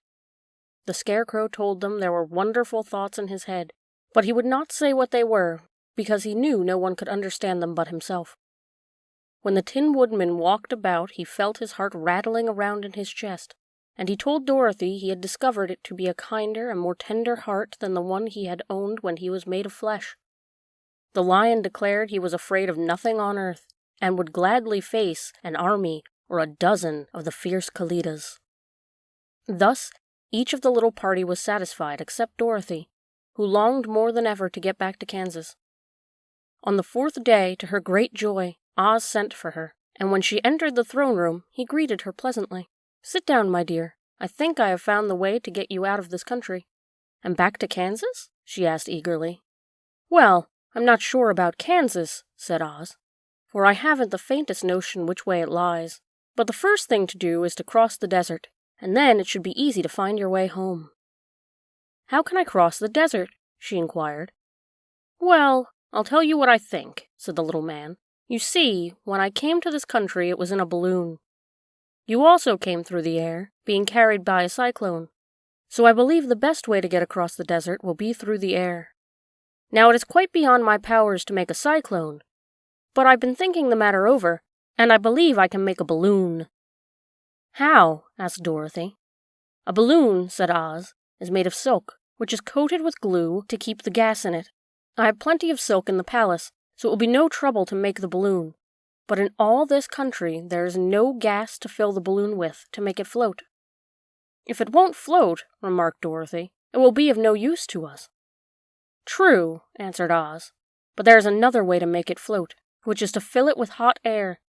Hot air isn't as good as gas, for if the air should get cold the balloon would come down in the desert, and we should be lost." "We?" exclaimed the girl. "Are you coming with me?" "Yes, of course," replied Oz. "I am tired of being such a humbug. If I should go out of this palace, my people would soon discover I am not a wizard, and then they would be vexed with me for having deceived them. So I have to stay shut up in these rooms all day, and it gets tiresome. I'd much rather go back to Kansas with you and be in a circus again." "I shall be glad to have your company," said Dorothy. "Thank you," he answered. "Now if you would help me sew the silk together, we will begin to work on our balloon." So Dorothy took a needle and thread, and as fast as Oz cut the strips of silk into the proper shape, the girl sewed them neatly together. First there was a strip of light green silk, then a strip of dark green, and then a strip of emerald green. For Oz had a fancy to make the balloon in different shades of the color about them. It took 3 days to sew all the strips together, and when it was finished, they had a big bag of green silk more than 20 feet long. Then Oz painted it on the inside with a coat of thin glue to make it airtight, after which he announced that the balloon was ready. "But we must have a basket to ride in," he said. So he sent the soldier with the green whiskers for a big clothes basket, which he fastened with many ropes to the bottom of the balloon. When it was all ready, Oz sent word to his people that he was going to make a visit to a great brother wizard who lived in the clouds. The news spread rapidly throughout the city, and everyone came to see the wonderful sight. Oz ordered the balloon carried out in front of the palace, and the people gazed upon it with much curiosity. The Tin Woodman had chopped a big pile of wood, and now he made a fire of it, and Oz held the bottom of the balloon over the fire so that the hot air that arose from it would be caught in the silken bag. Gradually, the balloon swelled and rose into the air, until finally the basket just touched the ground. Then Oz got into the basket and said to all the people in a loud voice, "I am now going away to make a visit. While I am gone, the Scarecrow will rule over you. I command you to obey him as you would me." The balloon was by this time tugging hard at the rope that held it to the ground, for the air within it was hot, and this made it so much lighter in weight than the air without that it pulled hard to rise in the sky. "Come, Dorothy," cried the wizard. "Hurry up, or the balloon will fly away." "I can't find Toto anywhere," replied Dorothy, who did not wish to leave her little dog behind. Toto had run into the crowd to bark at a kitten, and Dorothy at last found him. She picked him up and ran towards the balloon. She was within a few steps of it, and Oz was holding out his hands to help her into the basket, when crack went the ropes, and the balloon rose into the air without her. "Come back!" she screamed. "I want to go too." "I can't come back, my dear," called Oz from the basket. "Goodbye!" "Goodbye!" shouted everyone, and all the eyes were turned upward to where the wizard was riding in the sky, rising every moment farther and farther into the sky. And that was the last any of them ever saw of Oz, the wonderful wizard, though he may have reached Omaha safely, and be there now, for all we know. But the people remembered him lovingly, and said to one another, "Oz was always our friend. When he was here, he built for us this beautiful Emerald City, and now he is gone, he has left the wise Scarecrow to rule over us." Still, for many days they grieved over the loss of the wonderful wizard, and would not be comforted. Chapter 18. Away to the South. Dorothy wept bitterly at the passing of her hope to get home to Kansas again, but when she thought it all over, she was glad she had not gone up in a balloon. And she also felt sorry at losing Oz, and so did her companions. The Tin Woodman came to her and said, "Truly, I should be ungrateful if I failed to mourn for the man who gave me my lovely heart. I should like to cry a little because Oz is gone, if you will kindly wipe away my tears so that I shall not rust." "With pleasure," she answered, and brought a towel at once. Then the Tin Woodman wept for several minutes, and she watched the tears carefully and wiped them away with the towel. When he had finished, he thanked her kindly and oiled himself thoroughly with his jeweled oil can to guard against mishap. The Scarecrow was now the ruler of the Emerald City, and although he was not a wizard, the people were proud of him. For, they said, there is not another city in all the world that is ruled by a stuffed man. And, so far as they knew, they were quite right. The morning after the balloon had gone up with Oz, the 4 travelers met in the throne room and talked matters over.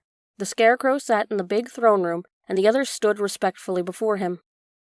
"We are not so unlucky," said the new ruler, "for this palace and the Emerald City belong to us, and we can do just as we please. When I remember that a short time ago I was up on a pole in a farmer's cornfield, and that now I am the ruler of this beautiful city, I am quite satisfied with my lot."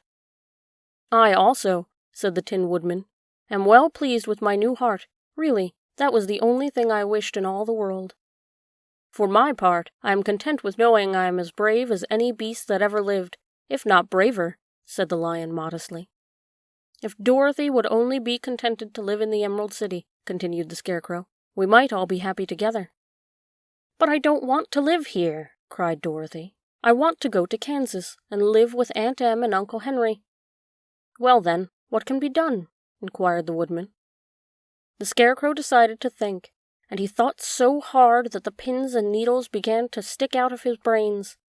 Finally, he said, "Why not call the winged monkeys, and ask them to carry you over the desert?" "I never thought of that," said Dorothy joyfully. "It's just the thing. I'll go at once for the golden cap." When she brought it into the throne room, she spoke the magic words, and soon the band of winged monkeys flew in through the open window and stood beside her. "This is the second time you have called us," said the Monkey King, bowing before the little girl. "What do you wish?" "I want you to fly with me to Kansas."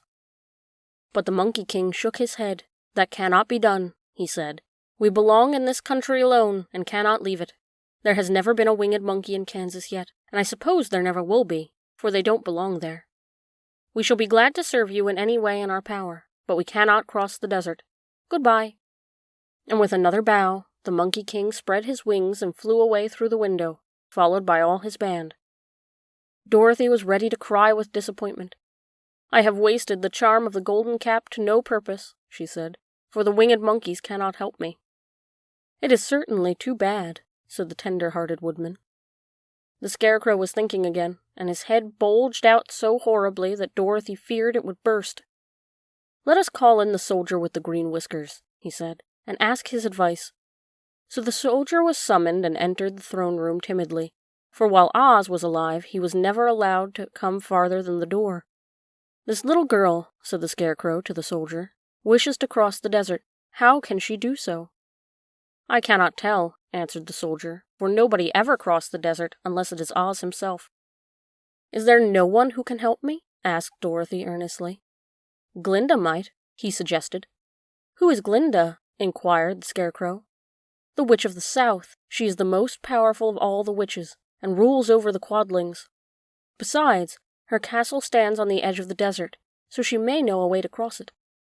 "Glinda is a good witch, isn't she?" asked the child.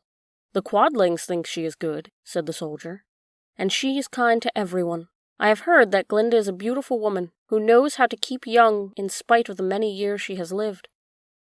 "How can I get to her castle?" asked Dorothy. "The road is straight to the south," he answered, "but it is said to be full of dangers to travelers. There are wild beasts in the woods, and a race of queer men who do not like strangers to cross their country. For this reason, none of the Quadlings ever come to the Emerald City." The soldier then left them, and the Scarecrow said, "It seems, in spite of dangers, that the best thing Dorothy can do is to travel to the land of the South and ask Glinda to help her. For, of course, if Dorothy stays here, she will never get back to Kansas." "You must have been thinking again," remarked the Tin Woodman.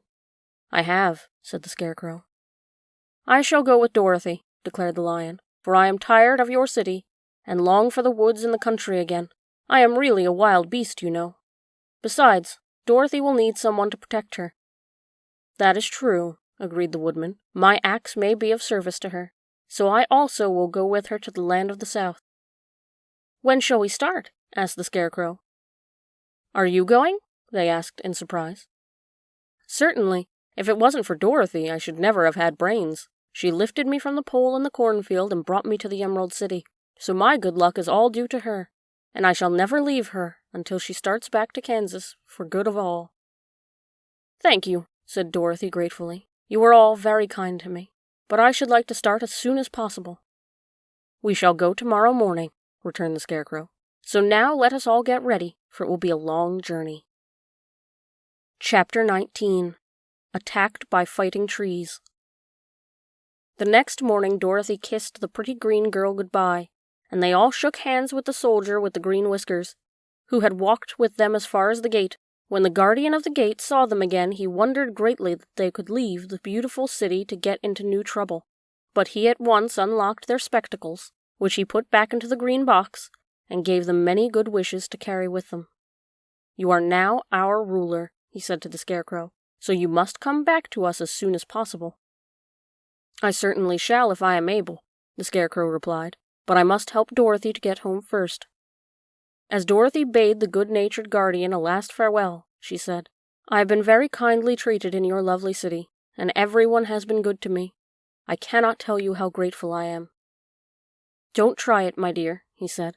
"We should like to keep you with us, but if it is your wish to return to Kansas, I hope you will find a way."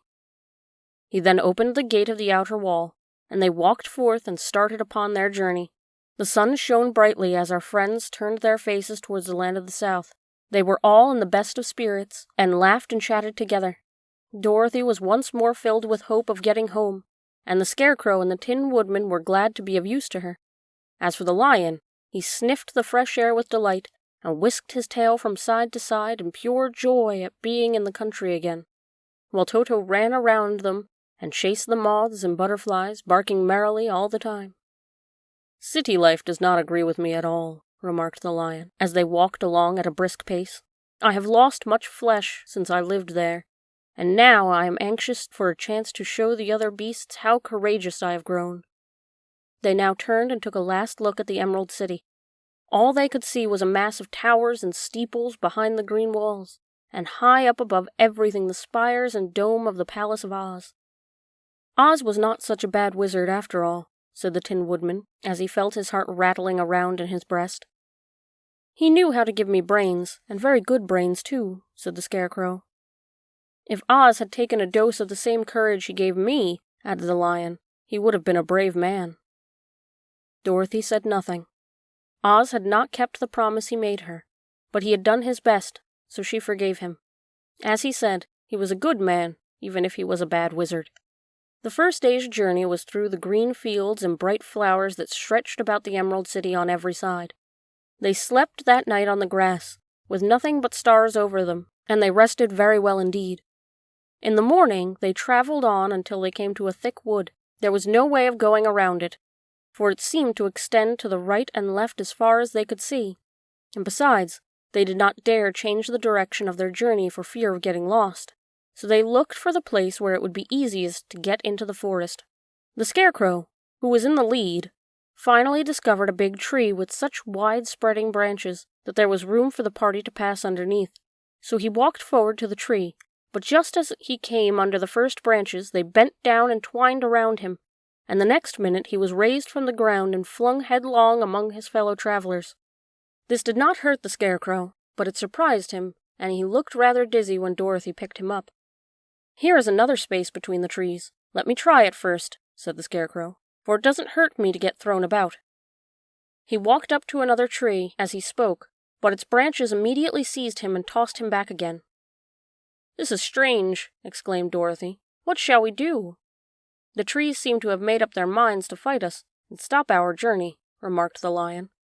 "I believe I will try it myself," said the Woodman, and shouldering his axe, he marched up to the first tree that had handled the Scarecrow so roughly. When a big branch bent down to seize him, the Woodman chopped at it so fiercely that he cut it in two. At once, the tree began shaking all its branches as if in pain, and the Tin Woodman passed under it safely. "Come on," he shouted to the others. "Be quick." They all ran forward and passed under the tree without injury, except Toto, who was caught by a small branch and shaken until he howled.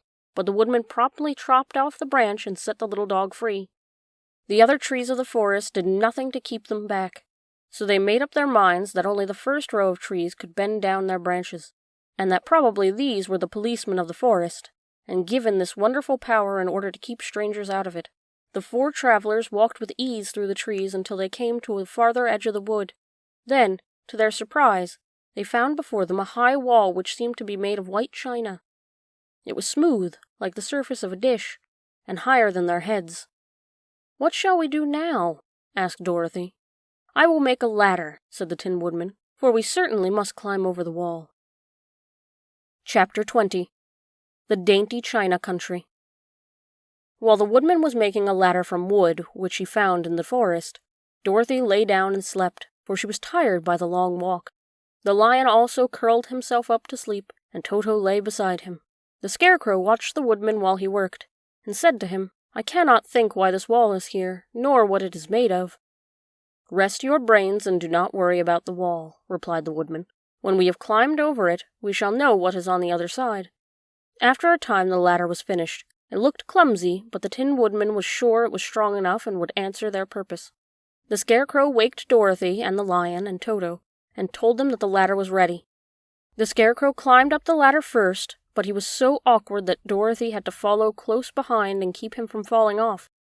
When he got his head over the top of the wall, the Scarecrow said, "Oh my!" "Go on," exclaimed Dorothy. So the Scarecrow climbed farther up and sat down on top of the wall, and Dorothy put her head over and cried, "Oh my!" just as the Scarecrow had done. Then Toto came up and immediately began to bark, but Dorothy made him be still. The lion climbed the ladder next, and the Tin Woodman came last, but both of them cried, "Oh my!" as soon as they looked over the wall. When they were sitting in a row on top of the wall, they looked down and saw a strange sight. Before them was a great stretch of country having a floor as smooth and shining and white as the bottom of a big platter. Scattered around were many houses made entirely of china and painted in the brightest colors. These houses were quite small, the biggest of them reaching only as high as Dorothy's waist. There were also pretty little barns and china fences around them, and many cows and sheep and horses and pigs and chickens, all made of china, were standing about in groups. But the strangest of all were the people who lived in this queer country.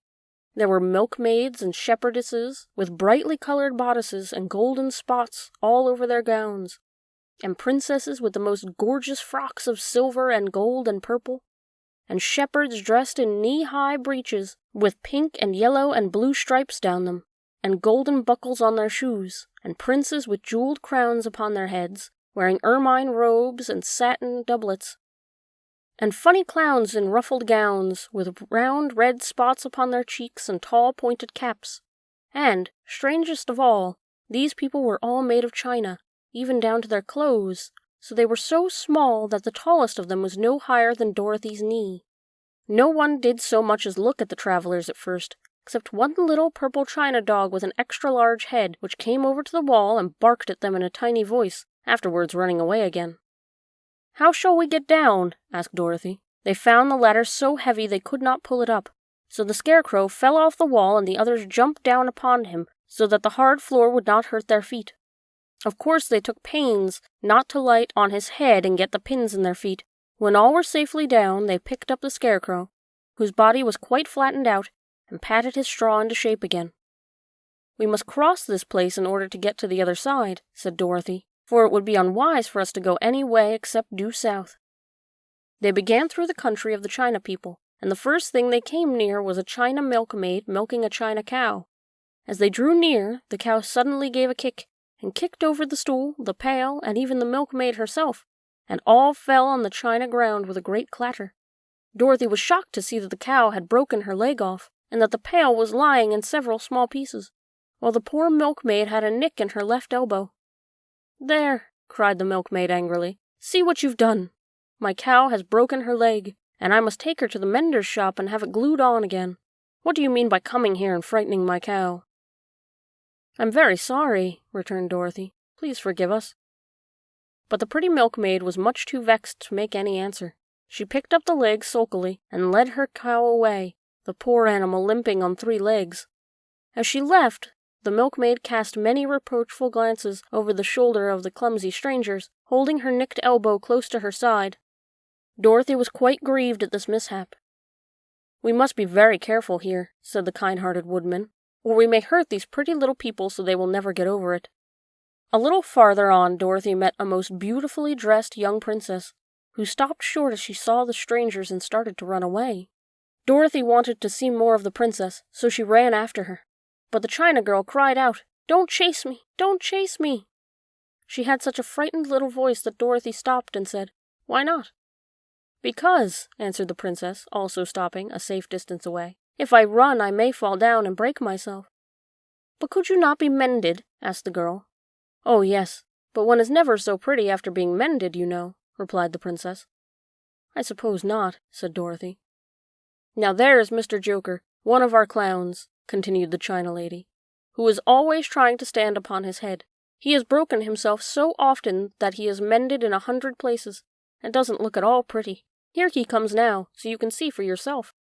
Indeed, a jolly little clown came walking toward them, and Dorothy could see that in spite of his pretty clothes and of red and yellow and green, he was completely covered with cracks, running every which way and showing plainly that he had been mended in many places. The clown put his hands in his pockets, and after puffing out his cheeks and nodding his head at them saucily, he said, "My lady fair, why do you stare at poor old Mr. Joker? You're quite as stiff and prim as if you'd eaten up a poker." "Be quiet, sir," said the princess. "Can't you see these are strangers and should be treated with respect?" "Well, that's respect, I expect," declared the clown, and immediately stood upon his head. "Don't mind Mr. Joker," said the princess to Dorothy. "He is considerably cracked in his head, and that makes him foolish." "Oh, I don't mind a bit," said Dorothy. "But you are so beautiful," she continued, "that I am sure I could love you dearly. Won't you let me carry you back to Kansas, and stand you on Aunt Em's mantle? I could carry you in my basket." "That would make me very unhappy," answered the China princess. "You see, here in our country we live contentedly, and can talk and move around as we please, but whenever any of us are taken away, our joints at once stiffen, and we can only stand straight and look pretty. Of course, that is all that is expected of us when we are on mantels and cabinets and drawing-room tables, but our lives are much pleasanter here in our own country." "I would not make you unhappy for all the world," exclaimed Dorothy, "so I'll just say good-bye." "Good-bye," replied the princess. They walked carefully through the China country. The little animals and all the people scampered out of their way, fearing the strangers would break them, and after an hour or so, the travelers reached the other side of the country and came to another China wall. It was not so high as the first, however, and by standing upon the lion's back they all managed to scramble to the top. Then the lion gathered his legs under him and jumped on the wall, but just as he jumped, he upset the China church with his tail and smashed it all to pieces. "That was too bad," said Dorothy. "But really I think we were lucky in not doing these people more harm than breaking a cow's leg and a church. They are all so brittle." "They are indeed," said the Scarecrow, "and I am thankful I am made of straw and cannot be easily damaged. There are worse things in the world than being a scarecrow."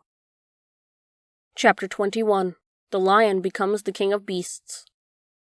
After climbing down from the China wall, the travelers found themselves in a disagreeable country, full of bogs and marshes and covered in tall, rank grass. It was so difficult to walk without falling into muddy holes, for the grass was so thick that it hid them from sight. However, by carefully picking their way, they got safely along until they reached solid ground. But here the country seemed wilder than ever, and after a long and tiresome walk through the underbrush, they entered another forest, where the trees were bigger and older than any they had ever seen. "This forest is perfectly delightful," declared the lion, looking around him with joy. "Never have I seen a more beautiful place." "It seems gloomy," said the Scarecrow. "Not a bit," answered the lion. "I would like to live here all my life. See how soft the dried leaves are under your feet, and how rich and green the moss is that clings to these old trees. Surely no wild beast could wish a more pleasant home."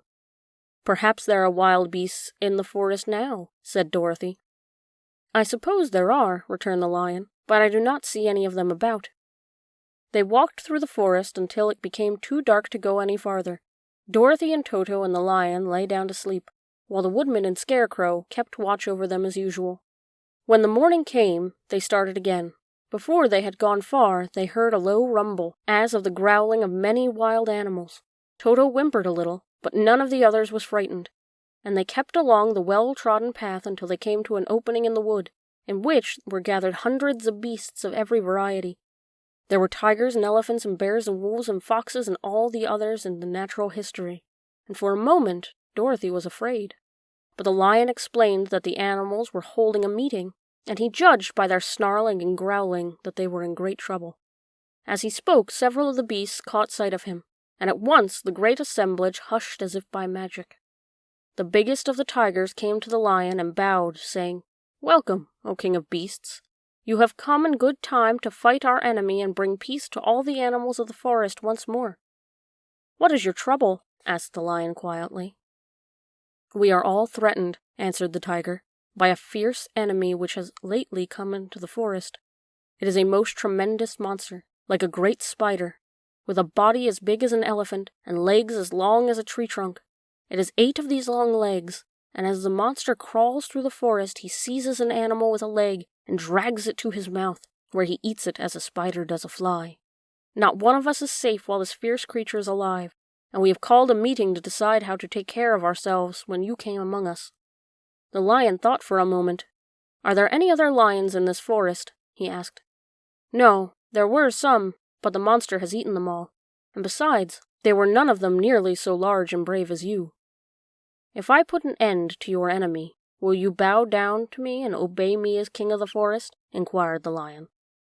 "We will do that gladly," returned the tiger, and all the other beasts roared with a mighty roar, "We will!" "Where is this great spider of yours now?" asked the lion. "Yonder, among the oak trees," said the tiger, pointing with his forefoot. "Take good care of these friends of mine," said the lion, "and I will go at once to fight the monster." He bade his comrades goodbye and marched proudly away to do battle with the enemy. The great spider was lying asleep when the lion found him, and it looked so ugly that its foe turned up its nose in disgust. Its legs were quite as long as the tiger had said, and its body covered in coarse black hair. It had a great mouth, with a row of sharp teeth a foot long, but its head was joined to the pudgy body by a neck as slender as a wasp's waist. This gave the lion a hint of the best way to attack the creature, as he knew it was easier to fight it asleep than awake. He gave a great spring and landed upon the monster's back. Then, with one blow of his heavy paw, all armed up with sharp claws, he knocked the spider's head from its body. Jumping down, he watched it until the legs stopped wiggling, when he knew it was quite dead. The lion went back to the opening where the beasts of the forest were waiting for him, and said proudly, "You need fear your enemy no longer." Then the beasts bowed down to the lion as their king, and he promised to come back and rule over them as soon as Dorothy was safely on her way to Kansas. Chapter 22. The Country of the Quadlings. The 4 travelers passed through the rest of the forest in safety, and when they came out from its gloom, saw before them a steep hill, covered from top to bottom with great pieces of rock. "That will be a hard climb," said the Scarecrow, "but we must get over the hill nevertheless." So he led the way, and the others followed. They had nearly reached the first rock when they heard a very rough voice cry out, "Keep back!" "Who are you?" asked the Scarecrow. Then a head showed itself over the rock, and the same voice said, "This hill belongs to us, and we don't allow anyone to cross it." "But we must cross it," said the Scarecrow. "We are going to the country of the Quadlings." "But you shall not," replied the voice, and there stepped from behind the rock the strangest man the travelers had ever seen. He was quite short and stout and had a big head, which was flat at the top and supported by a thick neck full of wrinkles, but he had no arms at all, and, seeing this, the Scarecrow did not fear that so helpless creature could prevent them from climbing the hill. So he said, "I'm sorry not to do as you wish, but we must pass over your hill whether you like it or not," and he walked boldly forward. As quick as lightning, the man's head shot forward and his neck stretched out until the top of the head, where it was flat, struck the Scarecrow in the middle and sent him tumbling, over and over, down the hill. Almost as quickly as it had came, the head went back to his body, and the man laughed harshly as he said, "It isn't as easy as you think." A chorus of boisterous laughter came from the other rocks, and Dorothy saw hundreds of armless hammerheads upon the hillside, one behind every rock. The lion became quite angry at the laughter caused by the Scarecrow's mishap, and giving a loud roar that echoed like thunder, dashed up the hill. Again a head shot swiftly out, and the lion went rolling down the hill as if he had been struck by a cannonball. Dorothy ran down and helped the Scarecrow to his feet, and the lion came up to her, feeling rather bruised and sore, and said, "It is useless to fight people with shooting heads. No one can withstand them. What can we do, then?" "Call the winged monkeys," suggested the Tin Woodman. "You still have the right to command them once more." "Very well," she answered, and putting on the golden cap, she uttered the magic words. The monkeys were prompt as ever, and in a few minutes the entire band stood before her. "What are your commands?" inquired the King of Monkeys, bowing low. "Carry us over the hill to the country of the Quadlings," answered the girl. "It shall be done," said the king, and at once the winged monkeys caught all 4 travelers and Toto up in their arms, and flew away with them. As they passed over the hill, the hammerheads yelled with vexation, and shot their heads high in the air, but they could not reach the winged monkeys, which carried Dorothy and her comrades safely over the hill, and set them down in the beautiful country of the Quadlings. "This is the last time you can summon us," said the leader to Dorothy, "so goodbye, and good luck to you." "Goodbye, and thank you very much," returned the girl, and the monkeys rose into the air and were out of sight in a twinkling. The country of the Quadlings seemed rich and happy. There was a field upon field of ripening grain, and well-paved roads running between, and pretty rippled brooks, and strong bridges across them. The fences and houses and bridges were all painted bright red, just as they had been painted yellow in the country of the Winkies, and blue in the country of the Munchkins. The Quadlings themselves, who were short and fat and looked chubby and good-natured, were dressed all in red, which showed bright against the green grass and the yellowing grain. The monkeys had set them down near the farmhouse, and the 4 travelers walked up to it and knocked on the door. It was opened by the farmer's wife, and when Dorothy asked for something to eat, the woman gave them all a good dinner, and 3 kinds of cake and 4 kinds of cookies and a bowl of milk for Toto. "How far is the castle of Glinda?" asked the child. "It's not a great way," answered the farmer's wife. "Take the road to the south, and you will soon reach it." Thanking the good woman, they started afresh and walked by the fields and across the pretty bridges until they saw before them a very beautiful castle. Before the gates were 3 young girls, dressed in handsome red uniforms trimmed with gold braid, and as Dorothy approached, one of them said to her, "Why have you come to the South Country?" "To see the good witch who rules here," she answered. "Will you take me to her?" "Let me have your name, and I will ask Glinda if she will receive you." They told her who they were, and the girl soldier went into the castle. After a few minutes she came back to say that Dorothy and the others were to be admitted at once. Chapter 23. Glinda the Good Witch Grants Dorothy's Wish. Before they went to see Glinda, however, they were taken to the room of the castle, where Dorothy washed her face and combed her hair, and the lion shook the dust out of his mane, and the Scarecrow patted himself into his best shape, and the Woodman polished his tin and oiled his joints. When they were all quite presentable, they followed the soldier girl into the room where the witch Glinda sat upon a throne of rubies.